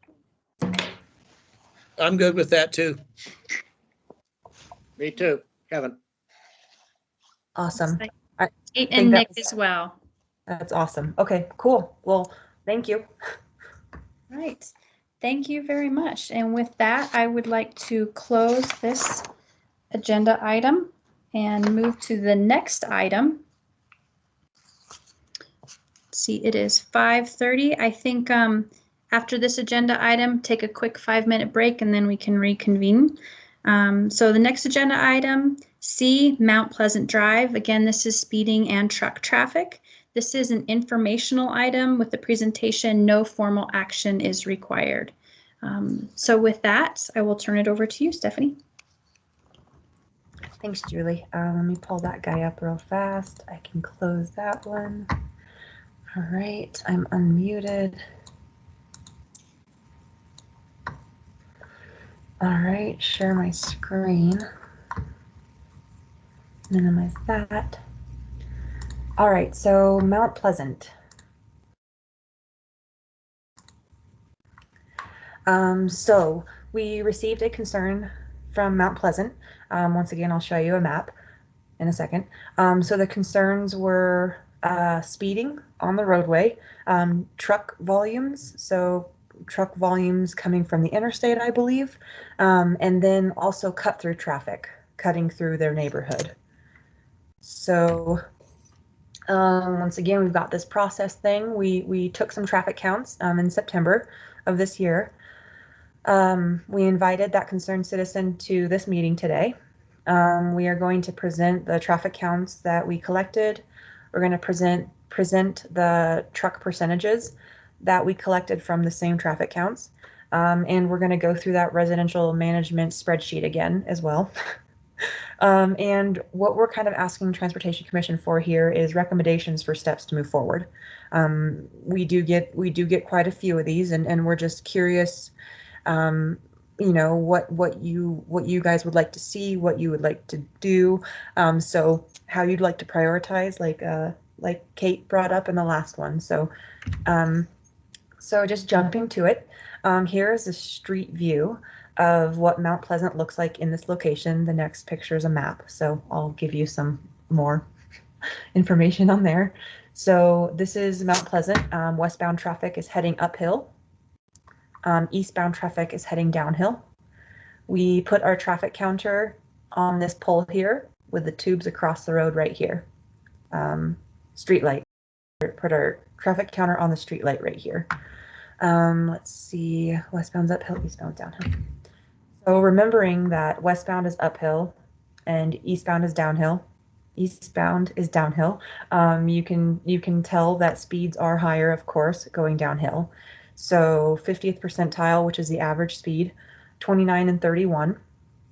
85th percentile is the speed that we typically post a road that we post the speed limit for, we typically post it at the 85th percentile. So you can see it's 34 and 36 going downhill.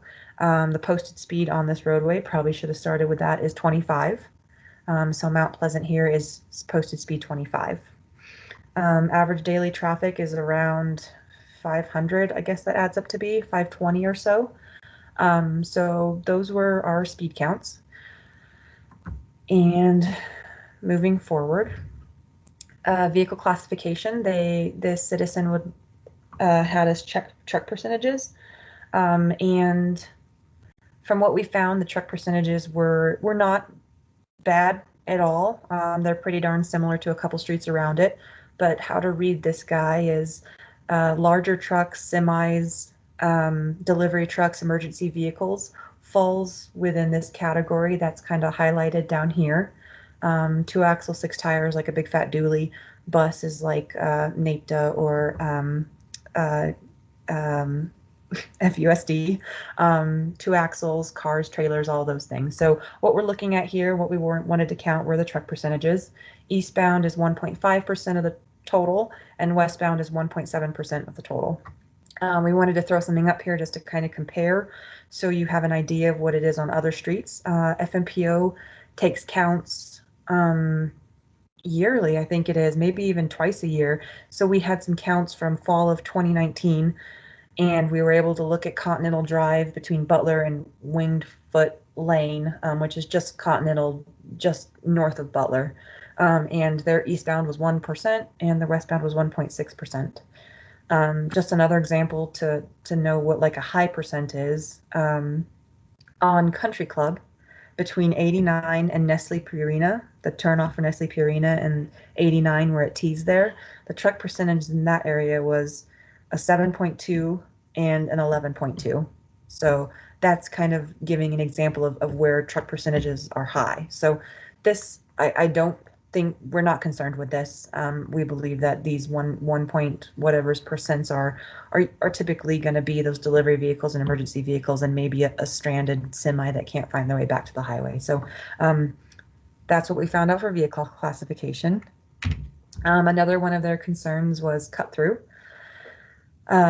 traffic. So I should probably just open up, probably just be easier because it's a lot more clear on here. So they're concerned with cut through traffic. Here's Butler along here. Butler ends right here. This is Mount Pleasant. This right here is the location we're talking about. So they're just, they think that there's quite a bit of cut through, and we are not, we don't think that that would be a concern, because it wouldn't be cut through if this neighborhood here drove on Mount Pleasant to get over here, because it's still part of this neighborhood. So we don't think there's a concern with cut through. I do have a computer program called Streetlight Data, and I did plan on trying to pull cut through numbers from that data. I just was not able to get to it before this meeting. So I still want to try that, because it'll also be a little challenge for me to try. But we don't feel that there are cut through concerns for here. Back to the PowerPoint. That's our location here, and like I said, you know, these houses here, it's not really a cut through because it's part of their neighborhood. And the volumes were, I believe it was about 520 vehicles per day. So I don't think that's too high on this minor collector roadway, and considering cut throughs. So the next thing that we did was we threw the data that we collected into this spreadsheet, this score sheet for the residential management thing. Not sure why this bar is down here, but oh well. Let's see. So minor collector roadway. So there are houses fronting this roadway, but it's still considered a minor collector. A minor collector is typically posted speed limit at 30 miles per hour. But since houses are fronting this and whatnot, we posted it at 25. But as you can see, it is pretty darn high for this spreadsheet's case. It scored a bunch of points up here in the speed section. This area here tops out at 35, so they got the 35 points there. Their vehicles per day was not too high for a minor collector, so they didn't get any points here. Cut throughs, like I said, we were not able to pull that. And then down here, it ends up being a 43, and you need 30 points or more in order to be considered for this program. So the speeds are high on this road compared to the posted speed limit. So yeah, there's that. So the conclusion for this one, some closing ideas for these high speeds. It's just a tough location to put any of those traffic calming measures that we just discussed with Woodland in this area, just because of its location, because there's a big hill there. So we're kind of struggling as to what we can do on this roadway. Something that I guess is another possibility is actually raising the speed limit to the 85th percentile. I didn't talk to Jeff about that before I did this, so we'll hear what he has to say about that. Even if we just raise it when we're near that duck pond, that could be something, because people do go quicker there, I would imagine, on that straight of way where the duck pond is. And also possibly the radar feedback signs again. You know, just reminding you as you're coming down that hill, possibly for a location. But yeah, we'd like to hear public comments if the citizen is on the phone, and Transportation Commission's ideas for possibly traffic calming measures in this location, and then just steps to move forward on where we should go from here. And that's all I have. Thank you, Stephanie. Try to do the same thing. Commissioners, if you have questions for Stephanie, let's ask those now, and then we'll open it up for public comment, and then we'll circle back to commissioner discussion. So commissioners, any questions for Stephanie? Yes, Stephanie, what's the average width of that road? I'm pretty familiar with it, you know, my driving around for buses, but it seems to me it's pretty wide.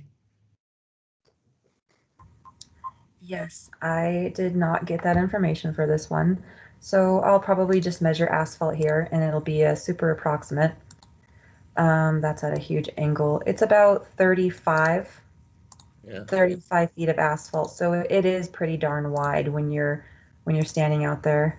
And it adds to it, that helps add to the speed. Yeah. Exactly. Yeah, and no one's typically parking along the grassy area right here, because there's no houses there. So it's fat, straight, and no slope at this area. So I imagine people go quick. Okay, thank you. I'd like to welcome Tracy Kramer for public comment.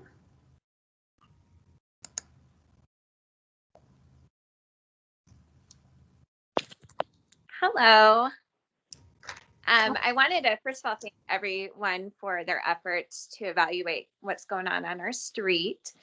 When you look at that picture, we're the first house on the right after that fence, and we live here with our 4 young children. So we have a son 2, and then we have three boys ranging in age from 10 to 12 to 14. And so when we moved here, we moved from Phoenix in December and moved onto a residential street. I understand it's a minor collector, but it's a posted speed limit of 25 miles an hour. So we're pretty concerned with our children. And then across the street, there's full-time residents too that have 2 little girls. Just the speed at which the cars come really barreling down the hill, but then also they come kind of fast around Edgemont too, coming uphill too. So I think the data kind of supported our concerns about the speed, and I would be completely opposed to raising the speed limit. I want to slow cars down, not increase the speed on our residential street. I know the data didn't really show the truck data, but in the summer, we were having a lot of dump trucks on our street, a lot of dump trucks going really fast, actually. So I don't know if that was during the construction on I-40. They were cutting through from the east side of town, or what exactly was going on. But we were having a lot of dump trucks during the summer months that I was concerned about. But my primary concern is really to get the speed slowed down on this residential street. And I really don't want to see an increase in the speed limit. So I know speed bumps aren't an option here, but was wondering if a radar might be helpful to kind of show people how fast they're going as they're heading down that hill. Those were some of my thoughts.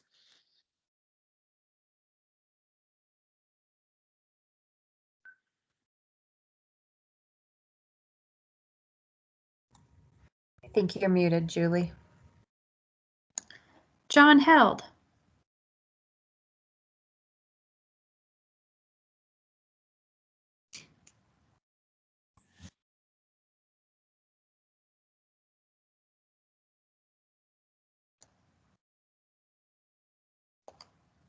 Right.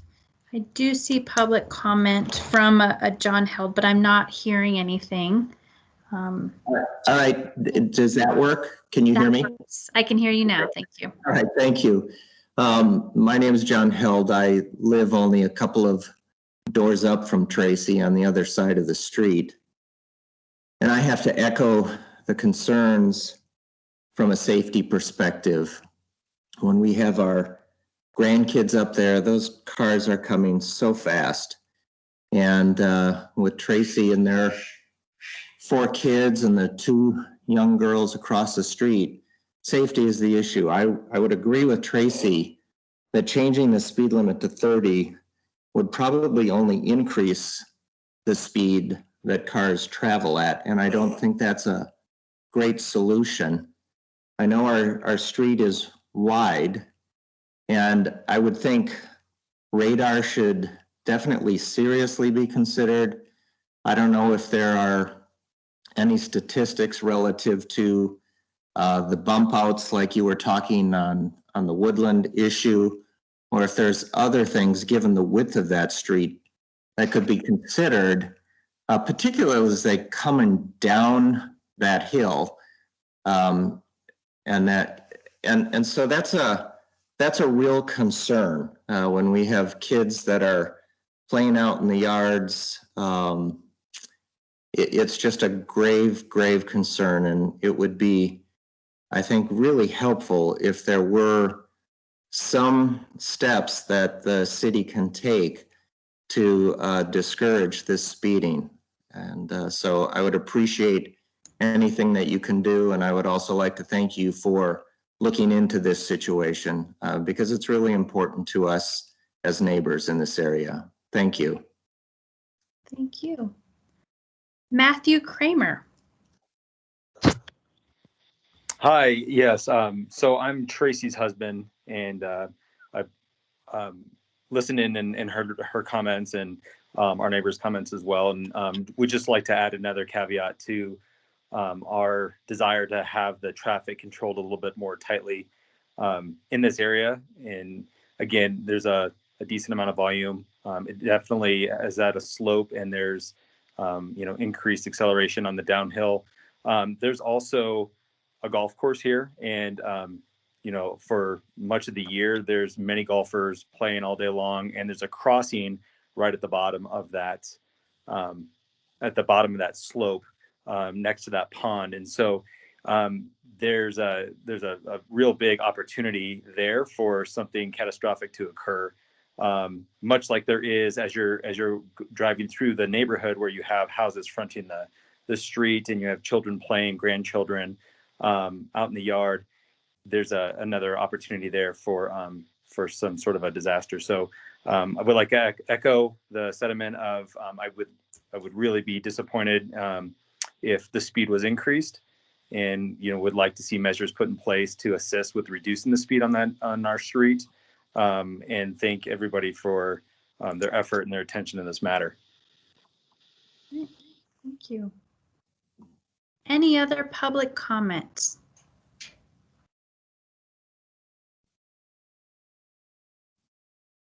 Okay. I would like to close public comment for this agenda item and turn it over to commissioner discussion. And I think I'll start the conversation and then turn it over to hear from the other commissioners. I do see volumes are low. Traffic volumes are generally low on this street. I see that truck percentage is generally low. So really the focus here is the speed issue. And I'm curious about enforcement and if there have been any reported incidents. I think Lieutenant Higgins may be participating in our meeting today. So be curious to hear from you, Lieutenant, if there have been issues in this area, or to talk a little bit about enforcement. I'll have to check with my traffic supervisor, and I'll look at their boards in the briefing room, see if Mount Pleasant is up there. Let me take a look at that real quick, and I'll put it on the comments. Thank you.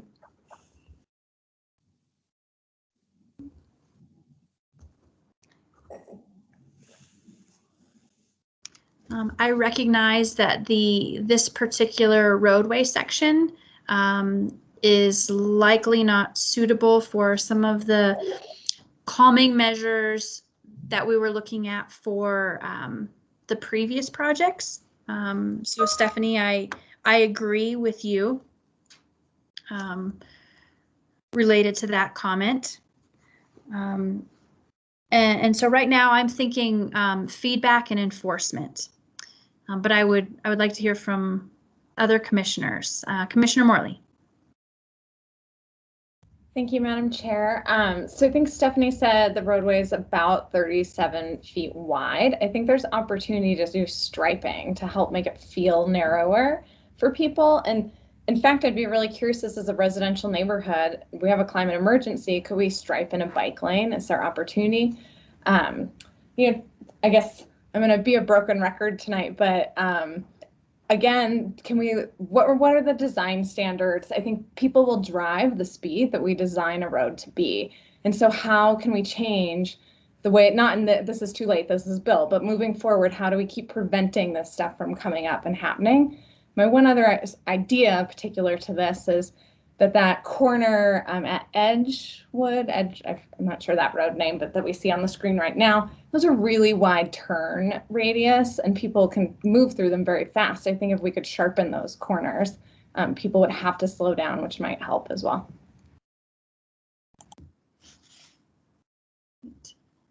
Commissioner Parks and then Commissioner Spice. Thank you, Chair. Yeah, I support not raising the speed limit. I don't think doing that is going to fix anything. I echo Commissioner Morley's comments about design because I happen to live on a pretty wide street in a residential neighborhood. I support a 25-mile-an-hour speed limit over here in University Heights, and I support it for Mount Pleasant as well. What happens, though, I think, is that we get these wide streets because they make the neighborhood attractive. And this is why I echo Commissioner Morley's comments about how we do planning and design. This is a consequence of a wide boulevard-like residential street. That's all. Thank you. Commissioner Spice, then Commissioner Kuhn. Thank you, Madam Chair. I'd also like to not raise the speed limit, and I may have missed it, but the radar speed signs, I find those effective and I don't know if that is already in place there.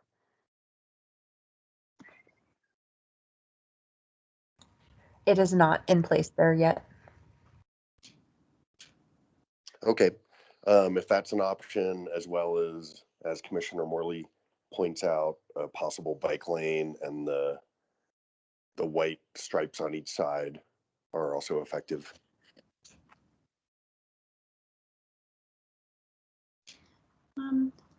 Commissioner Kuhn.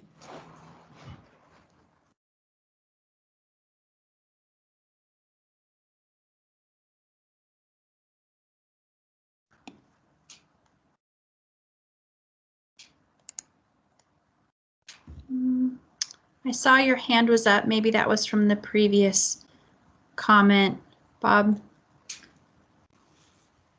No, hey, I'm sorry. It was up. What I'd like to say is I too echo, I can't see raising the speed in a residential area.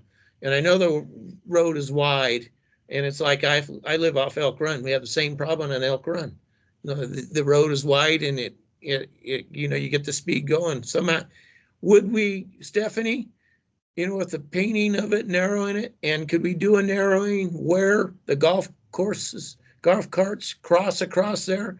He brought up a good point, the speed in golf carts.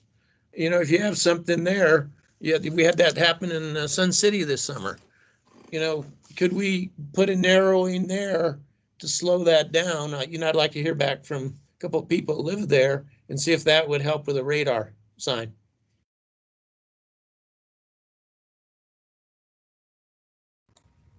Yes, I think we could narrow that with striping, as long as people will follow it and whatnot. I'm curious if Jeff has any comments on that as well. See if he has any experience with striping a roadway to try to narrow it.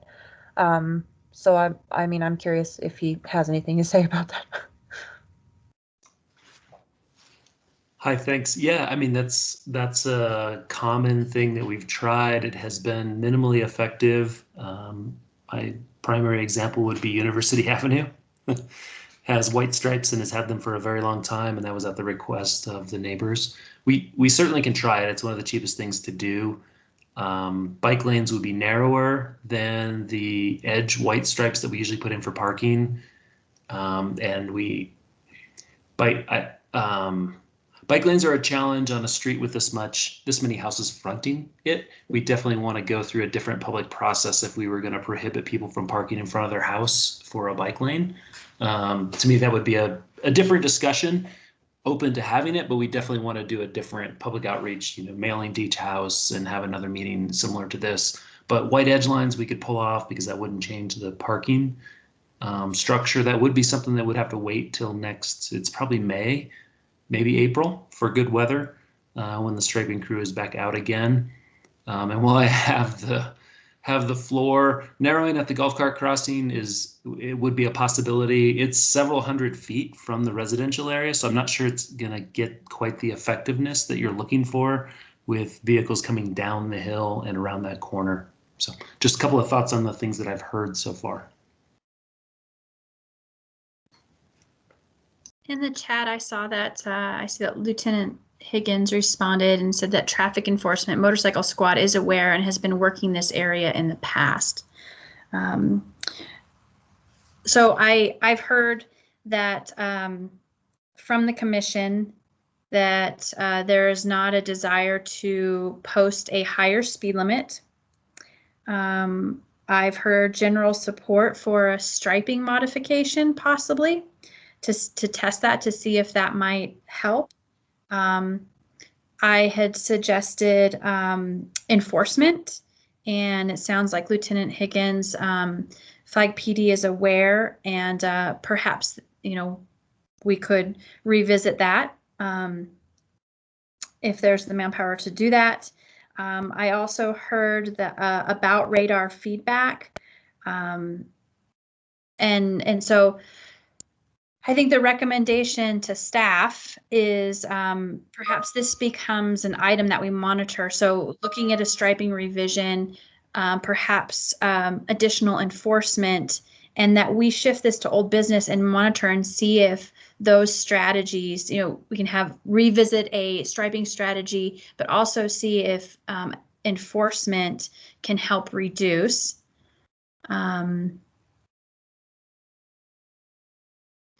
Do I have, so this is informal, no formal action is required. Did I capture Commissioner's sentiment and direction to staff and where we want to go next.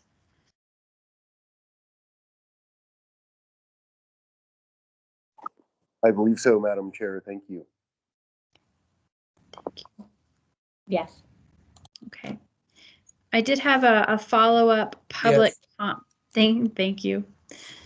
All right. I did have a follow-up public comment from Ms. Kramer, and there was a question about a possible three-way stop. And I think there's a discussion about stop signs that if you don't mind, we can have staff reach out to you and talk with you about the stop sign application, perhaps after this meeting, if that's okay. Okay. All right. So with that, I would like to take a very brief 5-minute break. If you could be back here 6:07, and then we will go into items D, E, and then our old business. Item E, which is the citizen petition for the Basis School area.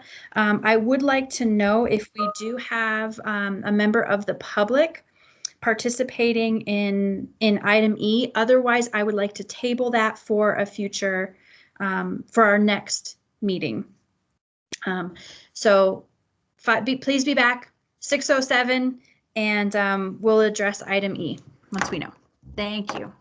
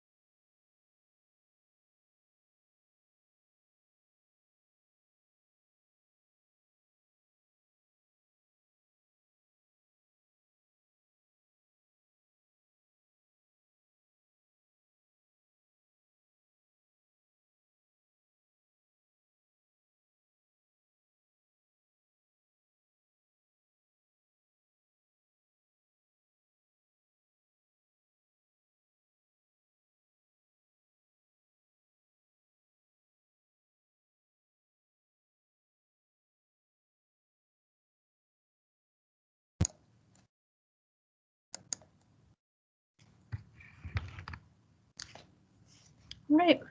Commissioners, if you could let me know in the chat when you've returned, we'll get started again.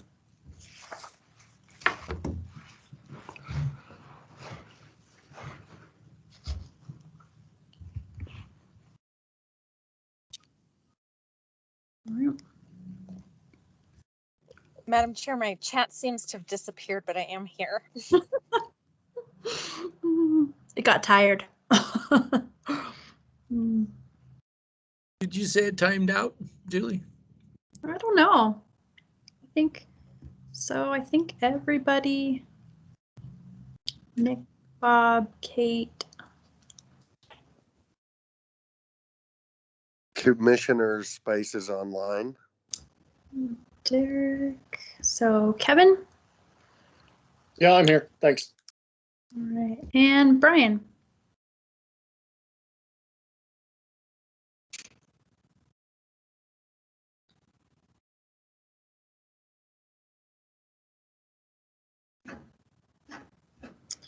I'm sure Commissioner Burton is just about ready to join us. So with that, Jeff and Stephanie, you back? Yep, I'm here. Yeah, I'm ready to go. All right. So item D on our agenda is Highway 89 and Smokerise traffic signal. This is a citizen petition.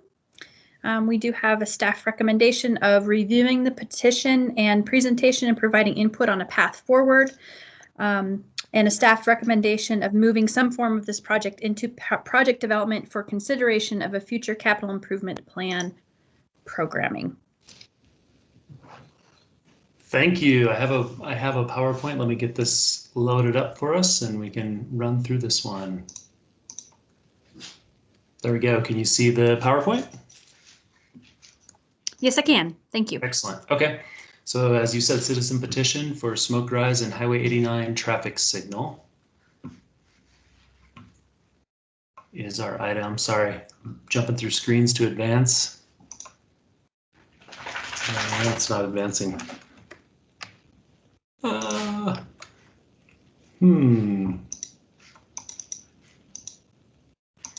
There we go. So here's the actual petition. The petition, and I'll summarize it in the next slide, but here's what the petition looks like. And it's basically a citizen per city charter and city code. Any resident can present a written petition to the city manager signed by 25 citizens, also from the city of Flagstaff, and it will be presented to the city council at a future meeting. So here's the actual petition. US 89 and Smokerise Drive intersection is the issue, and make changes that would help patrons crossing the street and vehicles leaving the KOA more efficient and safer. So this petition was submitted in August of 20. City Council reviewed the petition I think it was September 29th, but it was in September of 2020. And the City Council recommended that the Transportation Commission review and act upon the petition. They decided not to take any action. The petitioner has been notified of this meeting. I looked through the attendees and I'm not quite sure if he's here, but he might be, hopefully. And again, the petition states, make changes that would help patrons crossing the street and vehicles leaving the KOA more efficient and safer. And we're looking for... I'm sorry to interrupt, Jeff. Brian Lee Wilson is he says he's not able to see the presentation. I am able to see the presentation. Commissioners, can you see the presentation?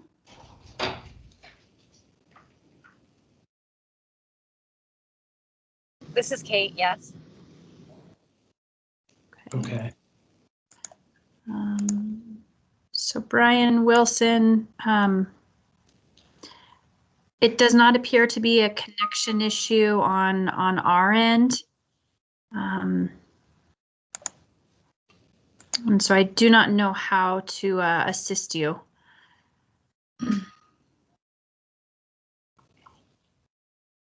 All right. Sounds like we're getting this worked out. There's some help being offered here. Anyway, go ahead, Jeff. Thank you. Okay, no problem. So again, to finish this item, we'll be looking for commissions, some direction from the commission. So here's the location if you're not familiar with Smokerise and Highway 89. Highway 89 is what we call a turnback street. So Highway 89 typically it's a state highway run by ADA, actually, US Highway 89. It's part of the federal highway system, typically run by ADOT, the Arizona Department of Transportation, but more than 10 years ago, they turned back this section of road to the city. So from city limits, and my cursor might be a little hard to see, but just past the neighborhoods, Smokerise and Christmas Tree is city limits, and Highway 89 is a city street all the way back to where we would probably call it Route 66 at Fanning. So from Fanning out to city limits is actually a city street, even though it's Highway 89, one of the few ADOT routes, or what looks like an ADOT route that's actually a city street. So our location is the Smokerise and Highway 89 traffic signal. Currently, there's a Maverick store. The KOA that's mentioned in the petition is on the east side of the street, and currently under construction is a Circle K. It was a Circle K and will be a Circle K in the future. Just to get you oriented. Here is here's a closer image of the signalized intersection. You can see some of the issues that are out there today. It's not set up terribly well. Typically, we're trying to get each leg to align with each other, and you can see the Smokerise leg kind of aligns into the forest over here, and this is labeled Smokerise, but it's really the KOA driveway. You can see it kind of aligns in this direction. So we've got some offset issues, some alignment issues, and that's causing some of the circulation issues that people experience out there. I have some pictures from each corner and just run through this briefly. We don't even take a ton of time, but this is what it looks like looking from kind of the Maverick corner, if you will. Maybe that's easy for people to, as opposed to north, south, east, west. So from the Maverick corner, kind of from Smokerise Street, looking across the street, typically the signal heads would be somewhere over here. Mounted to the right side is more traditional. These are mounted on the wrong side, and part of that is the alignment. There's also only one overhead indication. Typically, we'd have 3 for 3 approach lanes. So some substandard issues on the southwest corner. Looking across at the north leg, what would be the crossing of Highway 89, you can see there's a ramp here. There's a ramp over here, but there's actually no crosswalk, no pedestrian heads, no push buttons. The median's in the way, so definitely an issue there. This is another view of that. And interestingly, to cross kind of behind me from where I took the picture, you walk from this ramp up around the corner, push this button, come back here to cross going this way off the left side of the screen. Not set up well, not per ADA standards, not per city standards. Just a really old intersection with some deficiencies. This is over on the east leg, which the KOA is over on the right-hand side. You'll notice there's a crosswalk striped, but there's actually no push button. This push button is for crossing 89. There's actually no push button for this crosswalk and no pedestrian indications, no ped heads. And this is actually the Foots Trail. Looking the other way, same crossing, you can see there's not even a pole. There's some drainage here that creates some issues for just installing a pole quickly to remedy that situation. So no ped head, no push button, but crosswalk striping. So definitely not per standards. And then I tried to just quickly summarize some of the issues and some of the fixes. As I said, there's a number of pedestrian access and safety issues. There's vehicle access with vehicle overlaps and some limited phasing. There's definitely ADA modernization issues. I'm throwing that rough number out, $250,000 to $350,000, depending on the scope. I suppose it could be higher, probably could be quite a bit higher, could be lower. This is not a funded project, but it's something that we think is definitely has some issues. I don't know if it's the worst location in Flagstaff, but it's probably very high on the list of signalized intersections that need some modernization. So I believe addressing many of these issues that I highlighted would address the citizens' petition, but I haven't actually talked to him directly about this. So I'm I'm done with my presentation. I'm curious to hear feedback from the commissioners and from the petitioner. And again, I'm looking for some support to move this forward as far as scoping and then throwing it kind of into the CIP hopper to see if it elevates to be funded at some point in the future, because there is not a dedicated funding source for a project like this. Okay. Thank you, Jeff. Commissioner Kuhn and then Commissioner Kraft. Jeff, thank you, and Madam Chairman. I agree, with the Circle K being built there, and it looks like it's significantly larger than the old one, and the traffic there, I think you need to realign that intersection and have it done properly. I drive, again, with doing, and a little less this year, but I'm always out on the roads because of FUSD. And that is one intersection, you see people running across from the KOA a lot. I don't know if there have been accidents there. Lieutenant Higgins could answer that, but I think that whole needs to be realigned and brought up to ADA. I would definitely be behind that. Thank you. Commissioner Kraft. Hey, Jeff, I'm looking at the map that you sent out. Is there a neighborhood to the south of does the KOA fill the blank area, and then there's a neighborhood sort of to the, roughly to, I think I'm backwards, to the north. I don't know which direction the road goes. Yeah, so I just pulled up the kind of the overview map screen. Yeah. And so, yeah, my cursor went away. Here we go. So the signal's kind of I left that place marker. And this is the KOA, the green area. And then this area to the north is Christmas Tree Estates.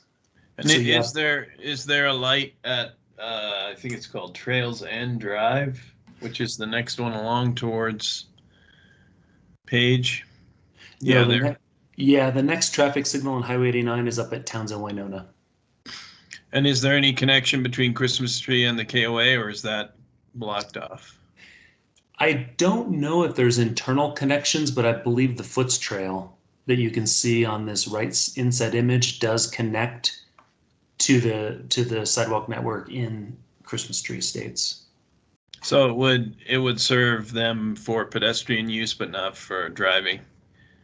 That's correct. Yeah, pedestrians likely today walk down and cross, peds and bikes. Yeah. Okay, and this so there is a light there, but it's just badly done, and the streets aren't aligned. So I would also support getting that intersection corrected, because it sounds like it's attracting people that try to just run across there, and that's not safe. Thank you. Thank you. Any other questions for Jeff? Otherwise, I'll open up to public comment.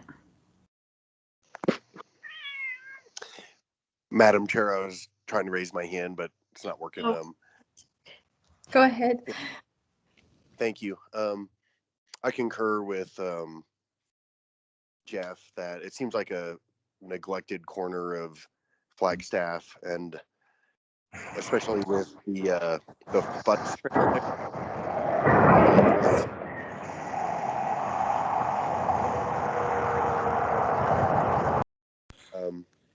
Okay. It seems neglected and worthy of improvement, as Jeff mentions. I would support that. Thank you. All right. Thank you. At this time, I would like to call any members from the public, if you wouldn't mind putting in the chat that you'd like to speak, so I can call on you in that order.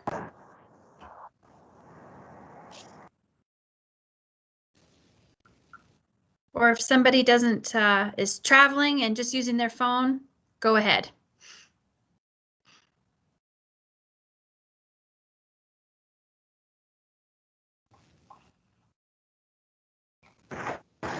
Hello, this is Alex. Can you guys hear me?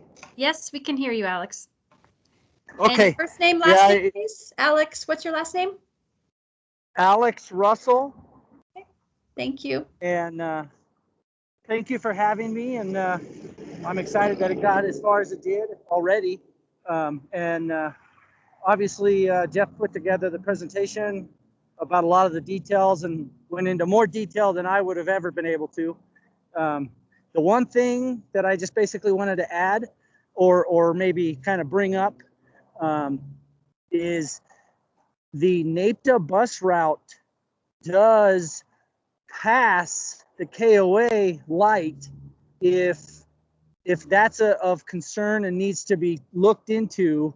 It loops through the Christmas tree neighborhood on that next intersection that does not have a light, that has it's like a Sacred Peaks Health place on it, and it goes directly across, and it is a perpendicular intersection that could have a light where the buses would be able to turn in more safely and timely, and not to add more to the situation, but definitely look into it as an option versus the Smokerise light. And I think that might have been what Jeff was referring to when he said that it could be more than 350,000, or at least that's what came to my mind. And other than that, thank you for being willing to look into my petition. Thank you. Commissioner Morley is with Mountain Line, so might be able to answer your question. And I think she also has a comment. Commissioner Morley. Yeah, thank you for those comments, Alex. I'm the Deputy General Manager at Mountain Line. We are very interested in a light at the intersection that you noted that's to the north. And because of actually citizen petitions to Mountain Line for a light there, which is a different process than the process you've gone through. Yeah, so we are very supportive of that. I don't think these two things have to be one or the other. I'd be curious, to hear staff's perspective of that doing something here is going to preclude something happening at the other intersection. I also just generally I support moving this forward. And then I'd like to see how capital improvements can come back to the commission to see if it then does rise to the top, as we have to talk about trade-offs, especially if costs increase. Is this the priority? Is it a priority to add into the list? But I definitely support at least understanding what the cost would be and exploring that as part of the CIP. So thank you.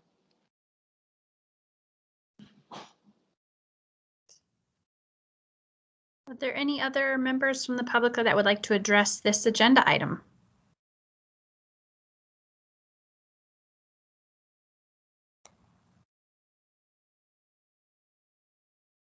All right, then I will close the public participation part and then go into commissioner discussion. Commissioner Parks. Thank you, Chair. Yeah, I support moving this forward as well. I mean, with the rebuild of the Circle K, we really added an attractor to the KOA campground. And, as a regular pedestrian, yeah, this is a really unsafe intersection the way it is, and yet you can very much expect a lot of pedestrian traffic here. So we need to move this forward. I do have a question, though. The property on the, I guess it's the due west side of this intersection, is that Forest Service or is that city public property or somebody else's? I bet that question's for me, and I don't know the answer to that, Kevin, but looking at the alignment of the Foots Trail and going by memory, Highway 89 has a really large right-of-way. I want to say closing in, it's at least 150 feet wide, it might be 200. And so if you look at that inset picture on the right-hand side of the PowerPoint and how far back the Foots Trail winds on the west side, I bet we have at least that much land to work with. I'm not sure if you had something specific in mind, but just as far as a rebuild goes, there's probably plenty of room on all four corners. Okay, thanks, Jeff. Sure. Great. Any other commissioner comments on this item? Okay, so I do support, and I heard from commissioners supporting looking at evaluating this intersection further as part of the CIP. We recognize that there are trade-offs and there needs to be a ranking and priorities with intersection rebuild because of the extent of work involved. But I hear consensus and support for moving it forward for further evaluation. And with that, I would like to move on to the next agenda item. And I want to thank the people that are holding on for the old business item and talking about University and Boulder Pointe. We're trying to honor the public process and give go through the order of the agenda because we have public comment for each agenda item. So I appreciate your patience as we work through this, and I hope you hold on. I'm looking forward to discussion on that item. So let's go to item E. And this is a citizen petition for the Basis School Area 15-mile-per-hour zone. We'll review the petition and staff presentation, hear public comment, and this will likely be an item that we revisit. So no formal action is required this evening on this item. Jeff. All right, thank you. Yeah, thank you. Another citizen petition. This one for a Basis 15-mile-per-hour school zone. And here's the actual petition. School zone speed limits, placement of 3 15-mile-per-hour 7 to 5 p.m. school days signs with corresponding end school zone signs on Pine Cliff and Gemini. And there's the submitter's information. So here's the timeline and the process for this petition. The petition came in to the city, it looks like in February of 2020. And was reviewed by the City Council in September of 2020. City Council also recommended that the Transportation Commission review and work on this petition. Petitioner has been notified of this meeting, and I believe we do have at least one representative from Basis School to speak to this one today. Again, here's a location map, overall view of the city of Flagstaff. Most of you know your way to Forest Avenue and Buffalo Park and USGS campus, and then this loop road also is called Gemini, and then becomes Pine Cliff here. And this is Ponderosa Parkway, just to give you an idea where Basis Flagstaff is. It's up on, well, most people call it the Mesa. Here's a quick image of what an Arizona school crossing looks like. The typical 15-mile-per-hour signs. Often, well, always are rolled out into the middle of the street, 50-mile-an-hour rollout sign. We typically have advance warning school signs, another school sign at the actual crossing. Stop when children in crosswalk is also a rollout sign. And again, this image shows school crossing in both directions. This one is called an abutting school crossing. Won't be a quiz on these, but this is abutting, of course, because it's leading right to the front door of the school. It's abutting the school. Sometimes these school crossings can end up in intersections, though they're almost never installed at a signalized intersection or a four-way stop. In this case, next to the Basis School, we have a roundabout, which would probably kind of fall into that same category, but we'd have to do a little bit of work on that if we end up wanting to go that way. But this is kind of what we're talking about, 15-mile-an-hour school zones. It's not often, I think I talk about this on a future slide, but I'll just hit it while I have the picture up because it may make a little more sense. Often misunderstood, the point of the 15-mile-an-hour school crossing is to slow drivers down. So if we imagine vehicles going in this direction, kind of going away from left to right, hard to describe that, from left to right, 15 miles an hour happens when the vehicle hits this first rollout sign. 15 miles an hour is the law until you get to the crossing, and then you accelerate back up to normal operating speed after you leave the crossing. The idea is that we're slowing cars down where the conflict exists between the vehicles and the pedestrians in the street. We're not slowing down cars over here, in different places. It's all about the crossing. And this is unique to Arizona, the 15-mile-an-hour school crossing. Some states have 20, some have 25. Very few I'll go all the way down to 15. So we have kind of a unique setup, and the rollout signs are unique to Arizona. I don't believe any other states are still doing that. So anyways, that's a little about the Arizona school crossing. And I went through most of this already, but Yeah, purposes of slow vehicles on the approach to the crossing. It's not a blanket slowing. Speeds are reduced on the approach. And then here's a point I didn't touch on that last image, but the school and the city enter into a written operating agreement. And there's kind of two levels of, or two parts of responsibility. The school has responsibility for crossing guards, ownership of the rollout signage, and then the daily placement and removal of the rollout signs. And the city is responsible for the installation and maintenance of the fixed signs, which were those school pentagon shaped signs, or 5-sided signs, and the pavement markings. Here's kind of how an Arizona school crossing is established. And this is all spelled out in a large document that the Department of Transportation puts out and is actually codified in Title 28, which is Arizona Revised Statutes, Chapter 28, which is the transportation section. So school submits a written request to the city. The city conducts an engineering study. And the engineering study does a number of things. We evaluate the overall vehicle and pedestrian activity near the school site. We measure the acceptable gaps in traffic for students to cross. This is kind of a measure of, well, maybe I'll explain what gaps are, but gaps are just the amount of time that there is between two vehicles in the traffic stream. And it's in between the two vehicles in one direction and the other direction. And the gap has to be of sufficient length for a pedestrian to recognize the gap, react to the gap, and walk all the way across the street. So that's kind of what measurement of acceptable gaps are. Visibility for pedestrians at the chosen crossing location. So of course we don't want to put a school crossing on a curve, behind a fence, in bushes, all sorts of things like that. We count pedestrians crossing the street, and we measure actual vehicle speeds and volumes.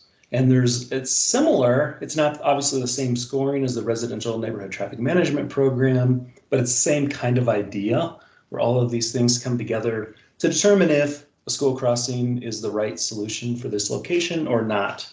So two likely outcomes from our study would be that a school crossing is warranted and we'd enter into the operating agreement. And then we also continue to review the areas surrounding the school for deficiencies and areas for improvement while we're there. We take a long look at that. And if the school crossing is not warranted, then we'd still do a review. And in many cases, and in this case we would, work with the school district on any issues that, or the school site on any issues that they specifically know about. Let's see, here's a little bit closer view. This school has actually been expanded since these aerial photos. I couldn't find a current aerial photo. Doesn't really make a big difference for this particular request. I think this driveway is still here. I think this driveway may have moved over this way a little bit, but the school campus now is more in here and the parking lot is still out front. And the walking paths are still very similar. You can see the sidewalk comes in the front door. There's still one that does that, but I think it's over here into the new front door. There's a sidewalk path coming in the back, and there's a sidewalk path that comes in this way, and now it works its way through the parking lot in a little bit different way. There's also a couple of foot trails nearby. You can see this foot trail off to the west that crosses Pine Cliff here, and the foot's crossing on Gemini, and of course the roundabout. I'll go through these pictures pretty quickly, but here's the south leg of the roundabout. Everything's kind of normal and standard for a modern roundabout. East leg, similarly, single lane crossings with an island and a single lane. Again, the school is right here. This picture, you can see the school. This is looking east. This is the west leg, similar crossing configuration. This is Pine Cliff, one of the foot trails that I showed you coming from the west. It comes in this way, and then you'll see kids in the morning walk into the school along this way. This is the foots crossing on Gemini, which is more the back side of the school. Don't typically see many students crossing here, but I'm sure there are some. That gives you an idea of kind of the surrounding area of this school site. And again, here's a picture of the school.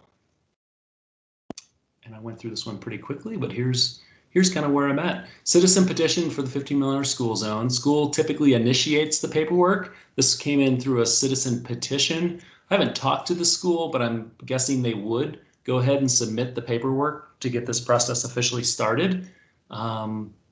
But one big holdup right now is school really needs to be in class in order to collect the data necessary to evaluate a school crossing or any other recommended changes. While we've spent quite a bit of time out there over the years, we've never counted pedestrians and watched the paths closely to see if one of those crossing locations would make sense for crossing. So my recommendation at this point, obviously take public input and have some discussion, but my recommendation is that we should put this into the updates section towards the end of the agenda until campus reopens, either in the spring or maybe it's in the fall. I think it's anybody's guess at this point. So went through that kind of quickly. Happy to go back if you have any questions.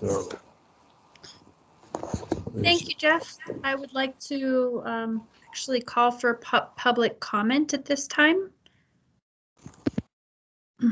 And I believe James Donner, you had a comment related to this particular agenda item.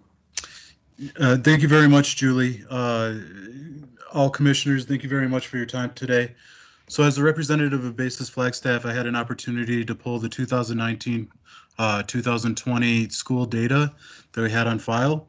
The first piece of data I'd like to present is the amount of walk-off campus forms that have been signed by parents permitting students to leave campus as an unaccompanied minor. At a school enrollment last year of 841 students, we had 363 walk-off campus forms signed by parents. In addition to that data, had an opportunity this afternoon to review our walk-off campus logs. And so while there's a log that is kept each day, what we did realize is that approximately 50 to 75 students on average each day left campus as an unaccompanied minor, not getting into a vehicle, but actually leaving the campus by foot or bicycle. In addition to that, we have an average of about 25 to 30 students each day that participate in using the city bus, and they vacate the school premises to the nearest bus stop. So in total, we have close to approximately guaranteed 100 students by a daily log leaving the campus each day by foot. And so that represents a population of about 9 to 10% on a daily basis, where again, the walk-off campus forms gives us a 43% permission for students to leave campus by foot. All right. Thank you, Mr. Donner.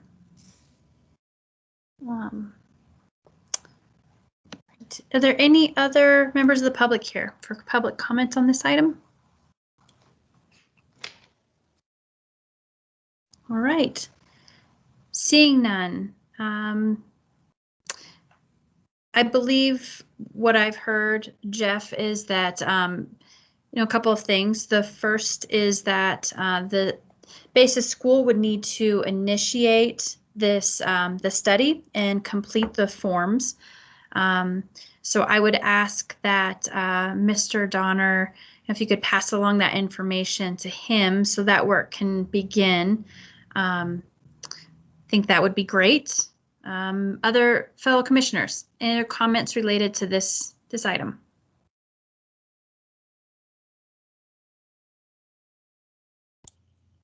Yeah, I have my hand up, Julie. So, Jeff, I would like the rollout signs are paying. We get a number of them hit every year. I know it's a little more expensive for the electronic, but like you said, Arizona was one of the few left with the rollout signs. Also get a cost analysis if they do that with the electronic signs that go down to 15 mile an hour. I know we've had a lot more success out at Kramer with that than rolling signs out. And with the growth on that McMillan Mesa with the opening of a couple other things, you're going to see, I would assume you're going to see significantly more traffic up there.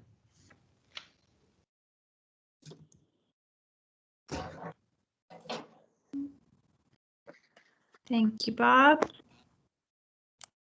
I support continuing the investigation on this and the study and work. I know you've studied it quite a bit, or at least talked about it quite a bit and looked at it previously, and moving that forward in partnership with Basis School.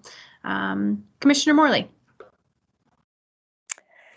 Yeah, appreciate bringing this forward. My one comment would be, I know that staff are working hard over at the city right now, and I honestly don't feel that we have a need to do a study. I think going through the motions, I would be happy to just recognize that this is a school and 15 mile an hour at the start and end of the school day seems appropriate based on that level of study. I'm not sure if that's possible, but it just seems to pass the reasonableness test from a high level. Thanks.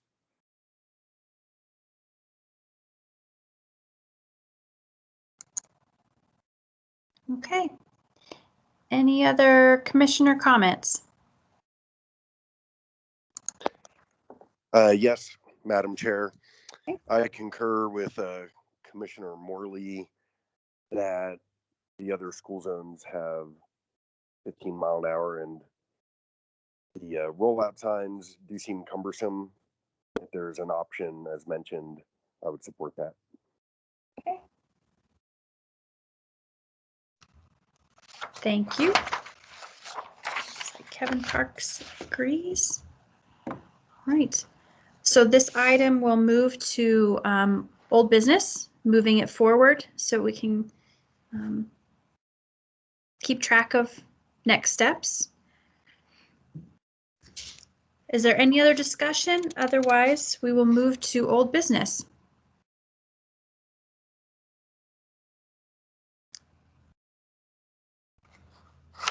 All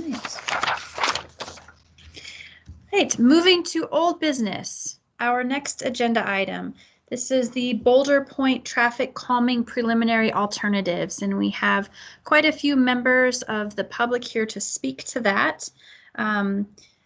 The expectation this evening is that staff will present several updated options for review and discussion.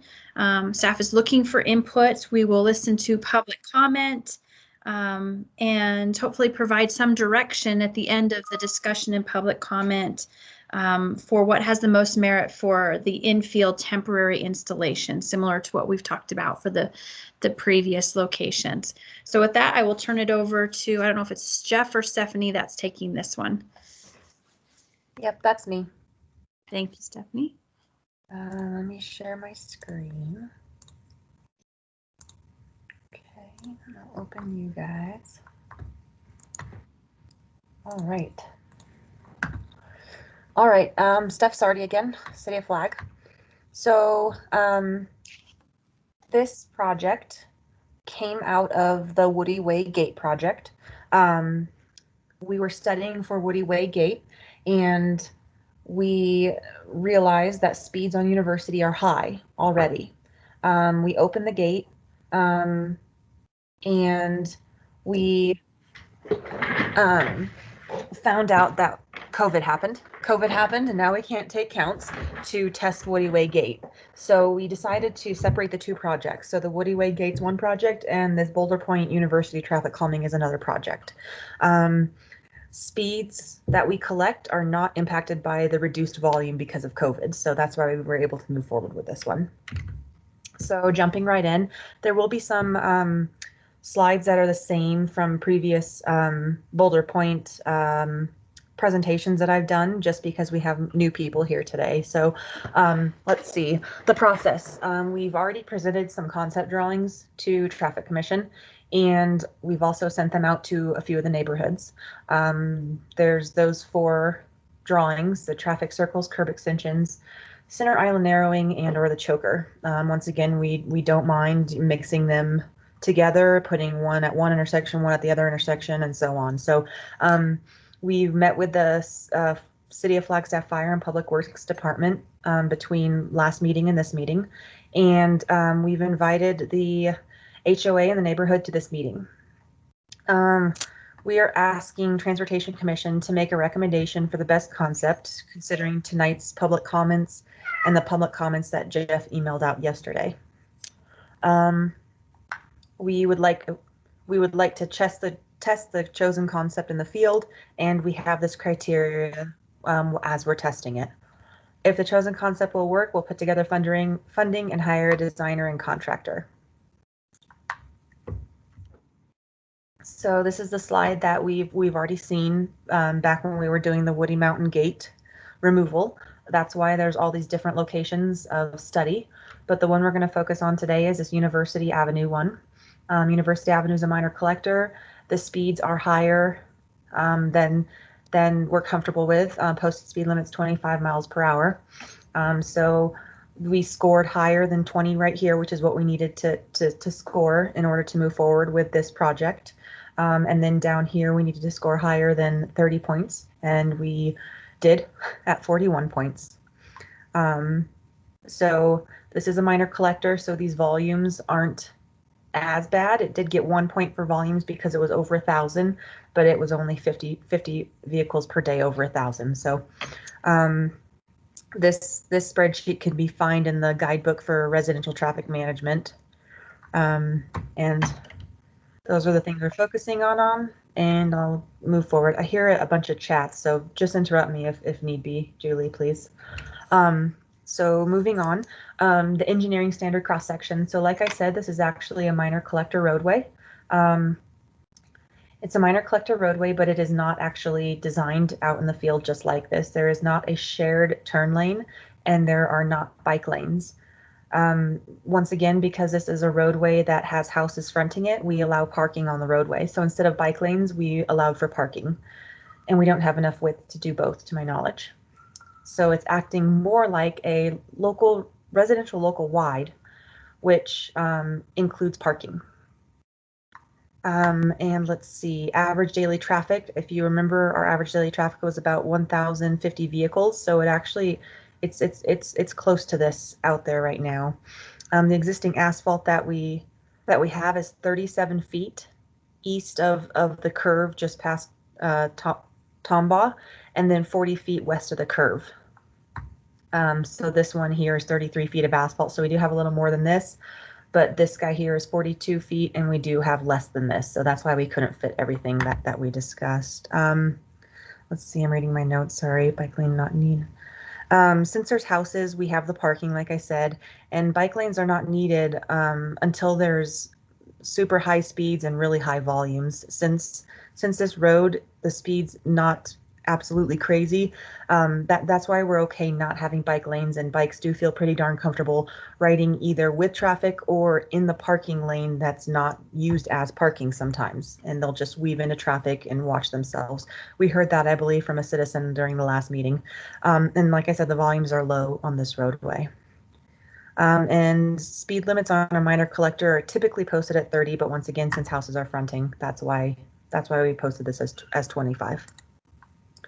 Moving forward, so these are the concepts. I'm going to go through them pretty quickly because I believe everyone's already seen them. So these are the traffic circles.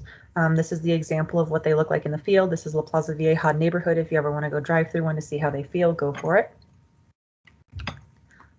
This is the curb extensions. So these are just bump outs at an intersection to narrow the roadway and hopefully slow speeds down. We have these all throughout downtown Flagstaff. It works pretty darn well downtown because parking is about even with the bump out, and that's how this works. This is the parking lane right here, and then a bump out and the parking lane once again. Moving forward, center island narrowing. So an example of this is on San Francisco Street heading northbound. It's got a big fat island like this and pushes the traffic out to the outer side of the lanes.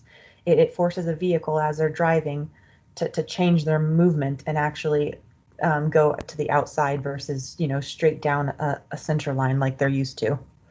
We think these are pretty effective. And then a choker.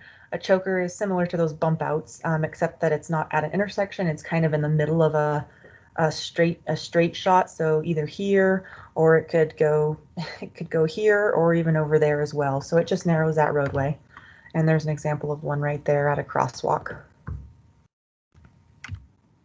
All right, moving forward. I already went over this earlier today, so we'll leave the slide up for a couple seconds. But we did meet with Fire and Public Works to discuss what they were good with all of these 4 options just to see if any of them stood out.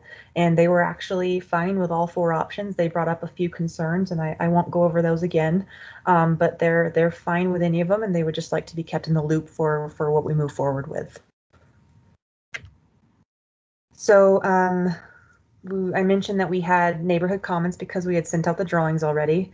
And I'd like to thank Mr. Wilson, I believe he's on the call, for sending this out to his neighbors. He's part of the HOA. And we got multiple emails. This was compiled yesterday, so there might be a few missing from end of day yesterday and today. So just as a reminder, option 1 is the circles. You can see right here what these people requested. There are about 5 right here that actually requested something specific. Option 1 was the circles. Option 2 were the curb extensions, those bump outs. Option 3 was the center island narrowing. And option 4 is the choker. So as you can see here, it's kind of bumping all around. We've got 2 people liking the circles. One person's first choice was the curb extensions. Another person's first choice was the center island narrowing, and 2 people's were the center island narrowing. They kind of explained over here in some of them why they did not choose the other options. I can definitely come back to these when questions come up about them. There were a few people that did not want any changes whatsoever. There were a few people that just wanted the Woody Way gate closed, but like I said, we're not discussing that during this meeting. That will have to be pushed back. And then there were just a few people that wanted some all-way stop signs at other intersections within the neighborhood, or Majestic, and I believe they mean Tomball here. But yeah, I wanted to kind of discuss the stop sign idea. We never have stop signs as an option for traffic calming, just because people tend to speed up in between them. They're just not a very effective way to calm traffic. People get frustrated by them. They start to disregard them. I did a study out in Bow and Arrow to test some of the stop signs out there because there were a lot, and very, very many people just rolled right through them. And waste of fuel. I know we had sustainability earlier, and they just make more noise with people taking off right after them and whatnot. So we don't do stop signs as a traffic calming measure. I'm gonna go. Yeah. Just a quick interruption here. Commissioner Morley, you have a question? Oh, sorry, I didn't mean to interrupt, but I'll ask my question. So I was under the impression that this was identified as a bikeway in the ATMP, and I was just wondering if someone could confirm that. I'm going to push that over to Jeff if he's still. No, it's parking lanes. It is not a bike lane on University Avenue. Once it gets into Boulder Pointe, the bike lane ends at Thompson.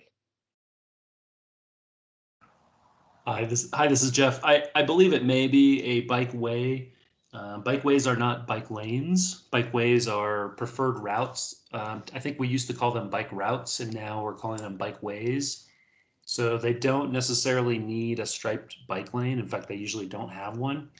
I think a striped bike lane would be preferred if it was possible, but in this street, it's essentially a local street with houses on both sides of the street.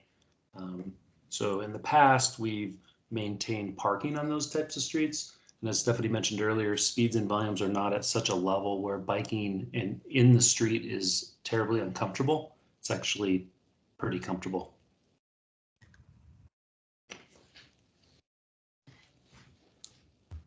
All right. Thank you, Stephanie. Continue.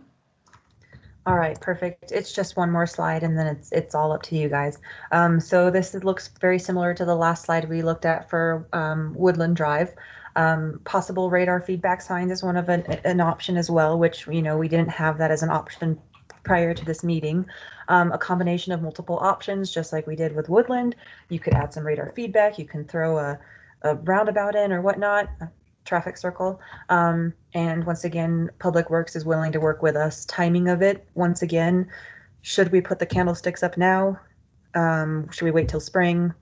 If we wait till spring, do we leave them up through winter again to test it through winter? So once again, same things that we were asking for Woodland. I'm excited to hear what the public has to say, see who's on here and waited for us for this for this item. And then once again, recommendations for a trial run. I'd like to come to a conclusion for something for us to try and put out in the field. And then I think we've already got the study criteria from Woodland, so we can ignore that for now. And that's all I have. Thank you, Stephanie. And I believe Martin Ince has a comment that he'd like to add. Thank you, Madam Chair. I just wanted to clarify that on the bikeway question. What we're thinking of is actually we call a bikeway, which is somewhat different than a bike route. We've identified a series of primary and secondary bikeways that would be kind of the main bike routes around town. This one would be used in combination with a series of streets through Presidio to the west, and then would follow University all the way onto campus to the east. So it would be a little bit more of a concept than just a simple bike route as we used in the past, which we still have, but they are just mainly more residential streets that are good ways to go for bikes. And this would be more of one of our main ways around town for bicyclists, if that helps clarify things. Thank you, Martin. All right. What I'd like to do is ask commissioners if there are questions for Stephanie or city staff. Get those out of the way and then go into public comment, and then we'll circle back, close public comment, and have commissioner discussion. So are there questions, commissioners, for Stephanie or Jeff or Martin?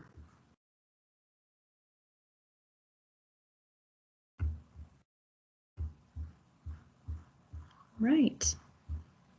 Hearing none at this time. So what I'm going to do is go through in order. I've received a few chat messages for public comment. So I'll call on you in order. There was a comment earlier on from Raymond Friend. It was related to a previous agenda item, but it was regarding this project. So Raymond Friend, if you are still on the line with us, I invite you forward for public comment, and then I'll call on John Luckow after. I think you're actually referring to, I think it was Garrett who had a comment.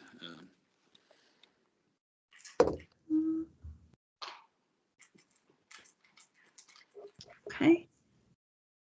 Ma'am, could you hear me? Yes, I did. Yeah, Is there any comment that you would like to add, or shall we go to the next individual? I would ask the commission to reconsider their decision to separate Woody Way from University. I don't know how you can do that. If you do that, you're acting in the blind. Woody Way has contributed to the traffic problems on University.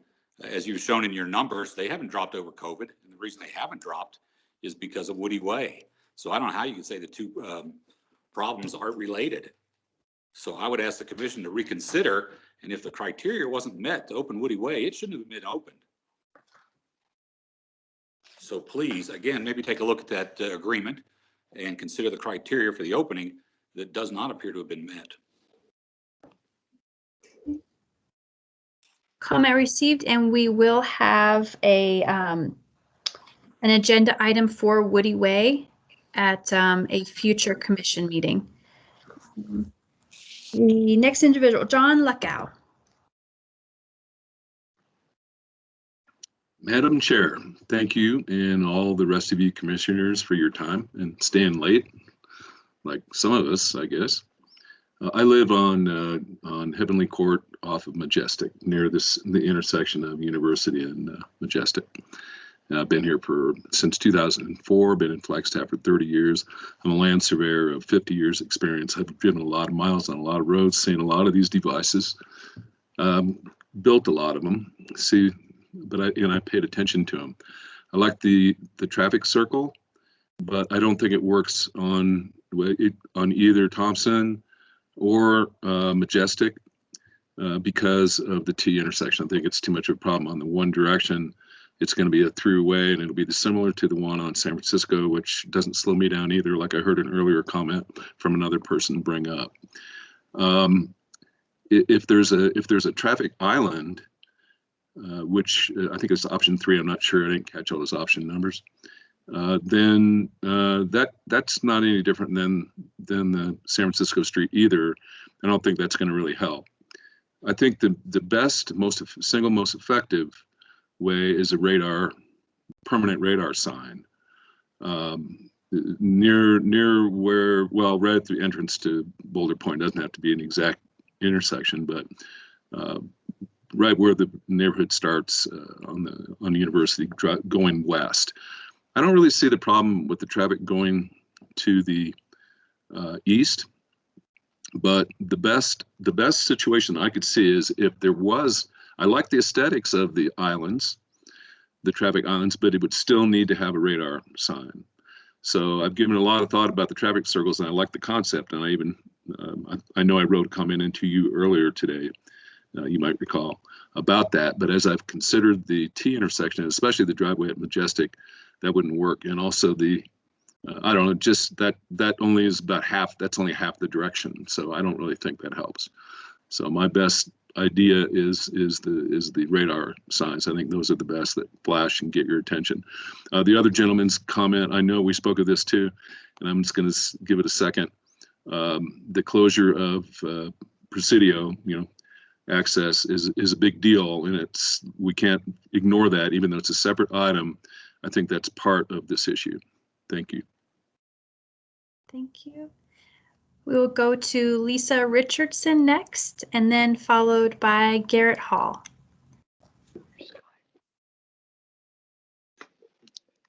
Hi, Commissioner and Chair Lee. Hi, Julie. So I signed in a little bit. I think we both signed in, but we just need one public comment. Thanks for hearing us. We live at 1754 West University Avenue, which is one driveway down from the T intersection at Majestic and University. We fully agree that the traffic circles are not appropriate here for the exact same reasons at this T intersection. We need traffic to keep moving, but at a slower rate. And the traffic circles, I don't believe will do that. They do create large emergency vehicle issues. So we on the north side of University Avenue, I've spoken with the neighbors, and especially the one that's one driveway to the west, which is right at the Majestic intersection. He just moved in a few months ago. They are, the neighbors on the north side are against it also. So the traffic circles just don't work here. It's on a long straightaway. They may work in Plaza Vieja or other short distance places, but we don't feel they'll work here. Our opinion, and we're not, I'm not a traffic engineer, but that these the traffic islands would work as well as anything. They have the islands, but they also have like those mini chokers on each side of them too. You got to slow down before you actually get to the island. So that provides the greatest distance that vehicles need to travel at a slower rate. And with the heavy increase of traffic on University Avenue, for the item that's not on the agenda, it's become a raceway. And that long, so to reduce the raceway, we feel that the center islands would be the most effective, not the traffic circles. So anything that stops traffic, because with that increase, they would back up at the traffic circle, back up past our driveway, make it unsafe for vehicles, us getting out, pedestrians. It's just not applicable, and we would support the center islands. Can I add something? Hello, this is Lisa. I just wanted to add a comment. This is a well-walked avenue, and we have pedestrians, we have family members with children, pets. and we also have motorists. So we do have to be mindful that there are churches next to us and also the synagogue. And the rabbi and his family and the Jewish congregation walk up and down University, and they have a lot of small kids. We want to make it safe for everyone. And I agree with Scott. I think the traffic circle or roundabout would impede this process and make it so much more difficult. I like the center island narrowing down by Tombaugh. I think that will help. And thank you so much for listening to us and your time tonight. You do a lot. We can see it. Thank you. Thank you. Garrett Hall.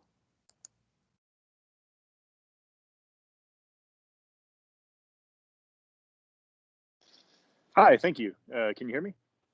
Yes, I can. Okay. I just wanted to back up. I seem to have some deja vu here because we actually went over most of these strategies 10 years ago. We had the Traffic Commission come to the Homeowners Association meetings. We talked about mitigation strategies for Woody Way even. And these things were put into effect, but we also had a document that was signed by, I think it went all the way to City Council.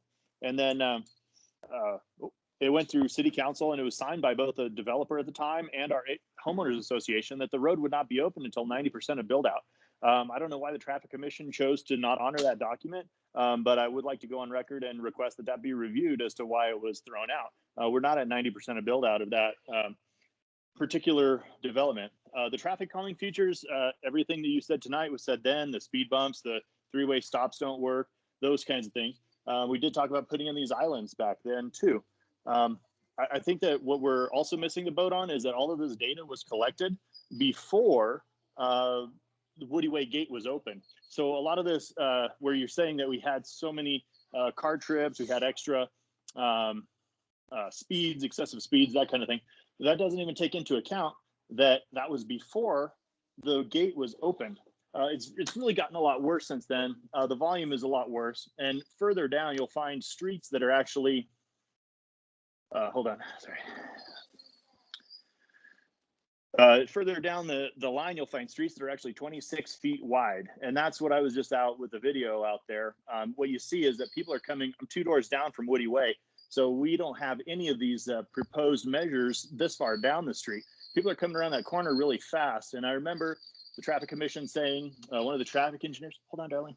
One of the traffic engineers was telling us that, well, if you come to a complete stop and you make a 90-degree turn, it's only 2 houses wide, and then you have to hit the brakes before you make a right onto Woody Way. And that's a traffic calming feature in itself that was engineered in.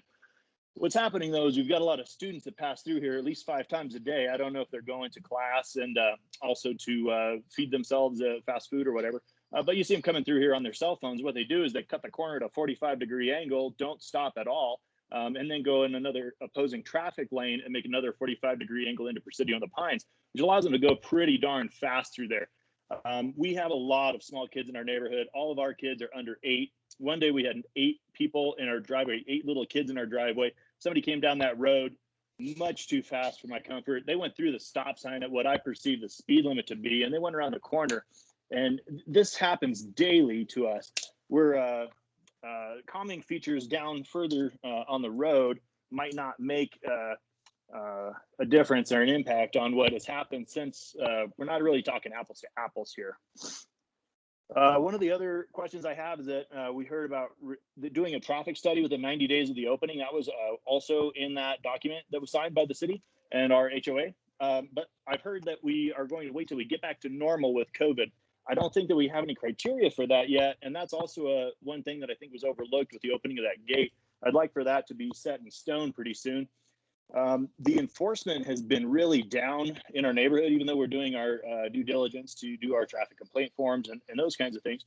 We do know that the police department is short-staffed because they came to us as a HOA when we had a bad actor living next to the park. They actually asked the homeowners association to put up a fence around the park and close it because they didn't have the necessary people to respond to all the complaints that were at the park. And we did that. So I think that the police department is short-staffed, and I don't think we can overlook that either. This process that's already taken 10 years, I would hope that we don't just start at the beginning again. Maybe we could look up some of those things that have gone on in the past. One of the biggest things too is the noise that's coming into the neighborhood now. That's a big increase, and I don't think that traffic calming features down at Majestic will actually help to mitigate any of those noises. We do have a lot of amplified music going by because of the college students. And then also the squealing of brakes is actually really unsettling for how fast people are going. There's a lot of very loud squealing brakes around this corner. The curb is also black from the way that people are driving. I think that we also had all this stuff. We were talking about it, and all the planning happened before we had these mapping programs. You know, Google Maps also tells you the fastest route, the quickest route, the shortest route, the most direct route.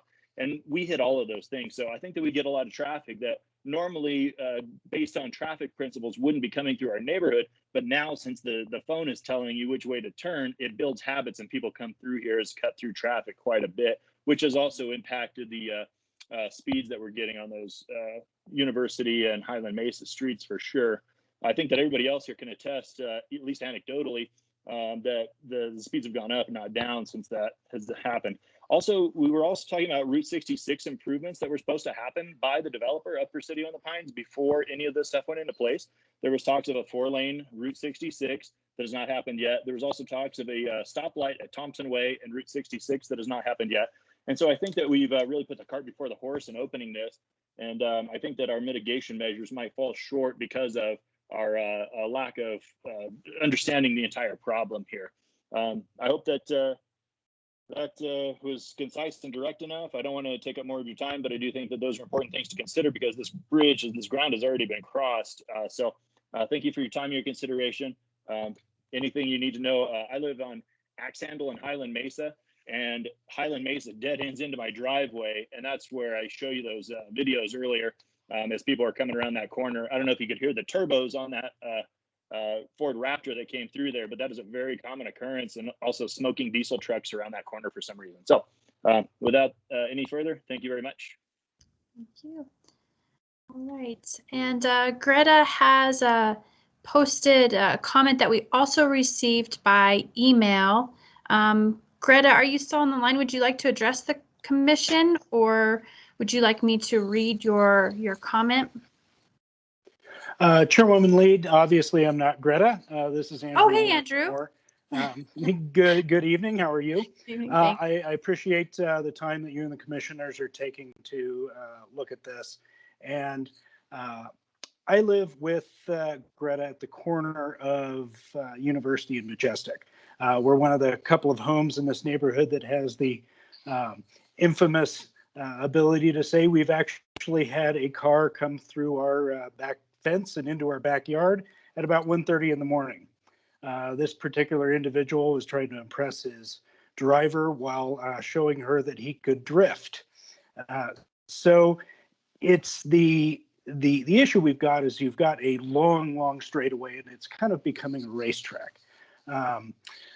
I'm also a proponent of stop signs. I know that's not going to be a real popular thing, but I would add that maybe, adding to the inconvenience of cutting through a residential neighborhood rather than going on Route 66 is part of the point. With that, looking at the 4 different concepts, the Richardsons, I don't believe that the neighborhood traffic circles are necessarily a good thing. Specifically with those, you're just kind of changing the vector of a sphere. And those vectors end up being, if you lose control of a vehicle, they end up in our yards, which we've seen before. The other options, we're really kind of dealing with 2 different things, because once you get to Majestic and University, there's also west on University where it starts to, there's an additional straightaway where people will once again speed up. I know we've had some neighbors at the curve where it starts to turn to the southwest that have ended up with vehicles in their front yards simply because of inattention or whatnot, where they're just go straight when they should have turned left. I do appreciate the the different concepts with the center island. I would hope that the commission would perhaps look at a combination of a couple of these things, with the starting at a choker for further towards Thompson and then going into curb cuts by say Majestic, and then even a center median or something further to the west on University, to where it's a constant kind of you're slowed almost progressively, to where there's not really the opportunity to raise those speeds that we're seeing. And I agree with everything that Garrett previously said. That is also becoming an issue in the neighborhood, and it basically comes to from a time perspective, about the same amount of time to go through the neighborhood to get to Presidio as it would to go out Route 66 and head in on Woody Mountain Road. If we can perhaps make it a little bit more less time efficient to cut through the neighborhood and slow the traffic down coming through here, we may be able to put that traffic away from University, away from Woody Way to get to Presidio. So I do want to say that I appreciate your time. Once again, I'm a proponent of some stop signs, but I do understand that there are other issues involved with that. And thank you guys very much for your time this evening. I know it's been a long night. Brian Wilson, and then Melanie. Yes, this is Brian Wilson. Can you hear me? Yes, I can. Great. Thank you, Madam Chair. Before I start, I wanted to thank Stephanie and Jeff for doing some work to prepare these 4 option slides that they were able to send out a few days early. I did forward those on, and actually we were able to send all 4 of those options out to all of the homeowners in Boulder Pointe about 8 or 9 days ago. So people had the opportunity to look at them. We asked if anybody had comments. It was over 40 people did, reply and send some comments in. We actually had 2 orientation calls over the last couple nights, last night and the night before, where people could get together and discuss some of their views. One thing I would say, just as summary, Stephanie commented about some of the emails that they received. In general, the comments that we saw, many people offered general comments, but those who did rate options, the 2 most preferred choices were the traffic circle and the island option.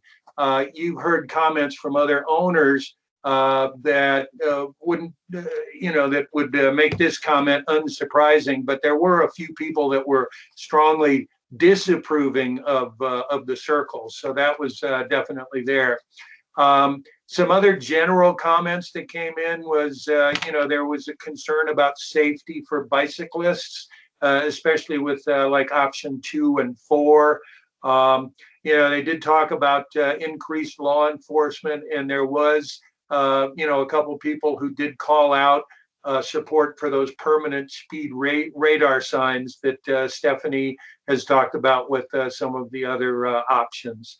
So that's a general point. I would like to take the opportunity to just pass on my personal views.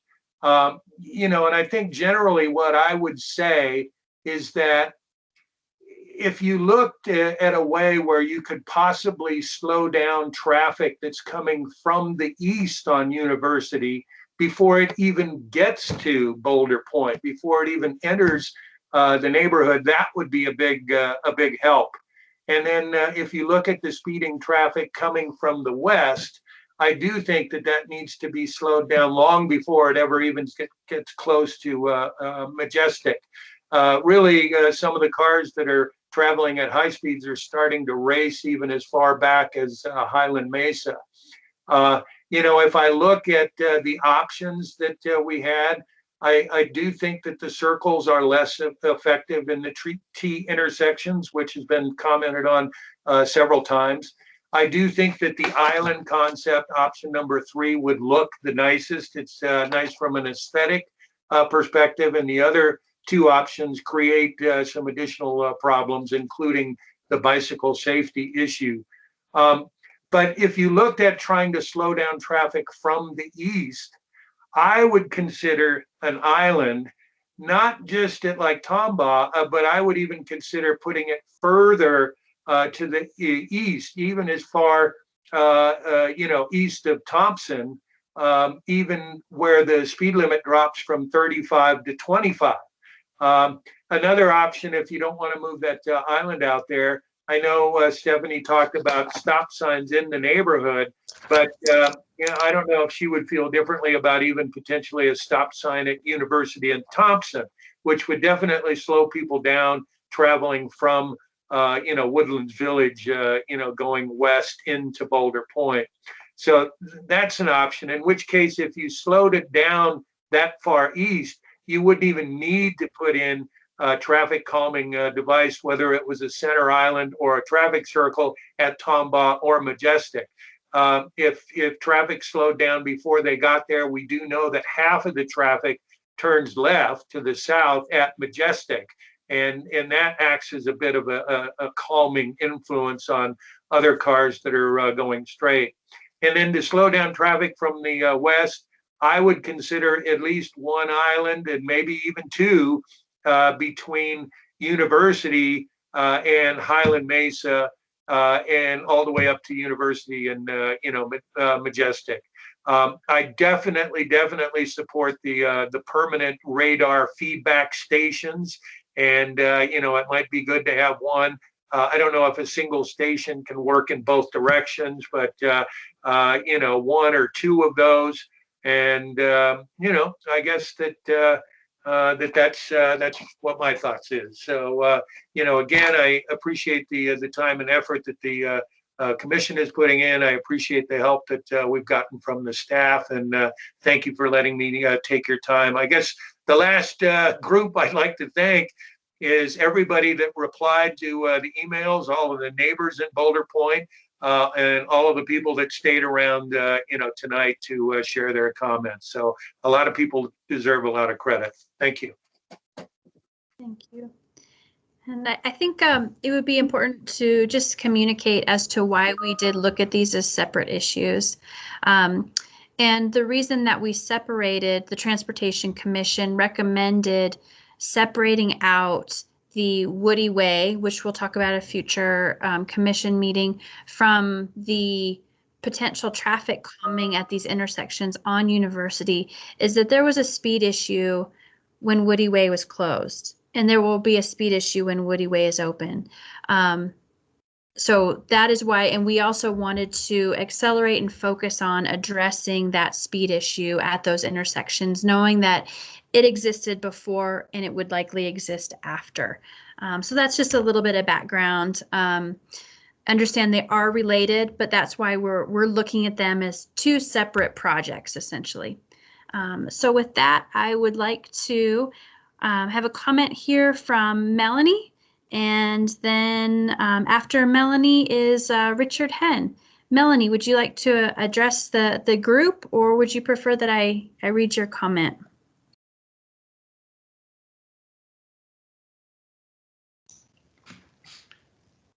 It looks like the latest comment is her microphone's not working.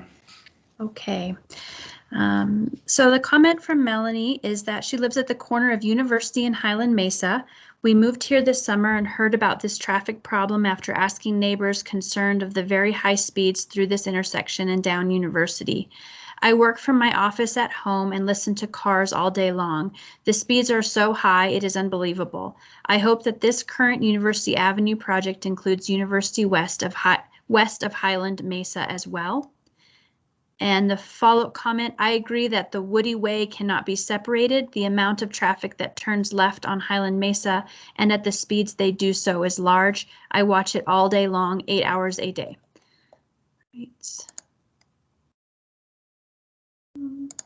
Right. Richard Henn. Thank you, Madam Chair. I appreciate it. I've been a resident on University Avenue for 24 years. We were actually the first occupant here. Unfortunately, during this time, we've definitely seen an increase both in volume as well as speed. I know we're here to address the speed issue this evening. We have personally had 2 cars totaled in front of our house due to speeders not taking control of their cars, with a third one right next door to our house also. I think what we're looking at is some good options that slowing people down as they're getting close to Majestic, coming off of Woodlands Village. But I also think we have the same problem coming from the other direction, from Highland Mesa approaching Majestic. So I would agree that I think some sort of a barrier down by Majestic or Thompson. I would agree, I think the center islands probably would be the best option. I know that putting the circles in would definitely cause some problems for people getting out of their driveways down at that end. I would also like to see the radar, okay, turned on both ends of the road.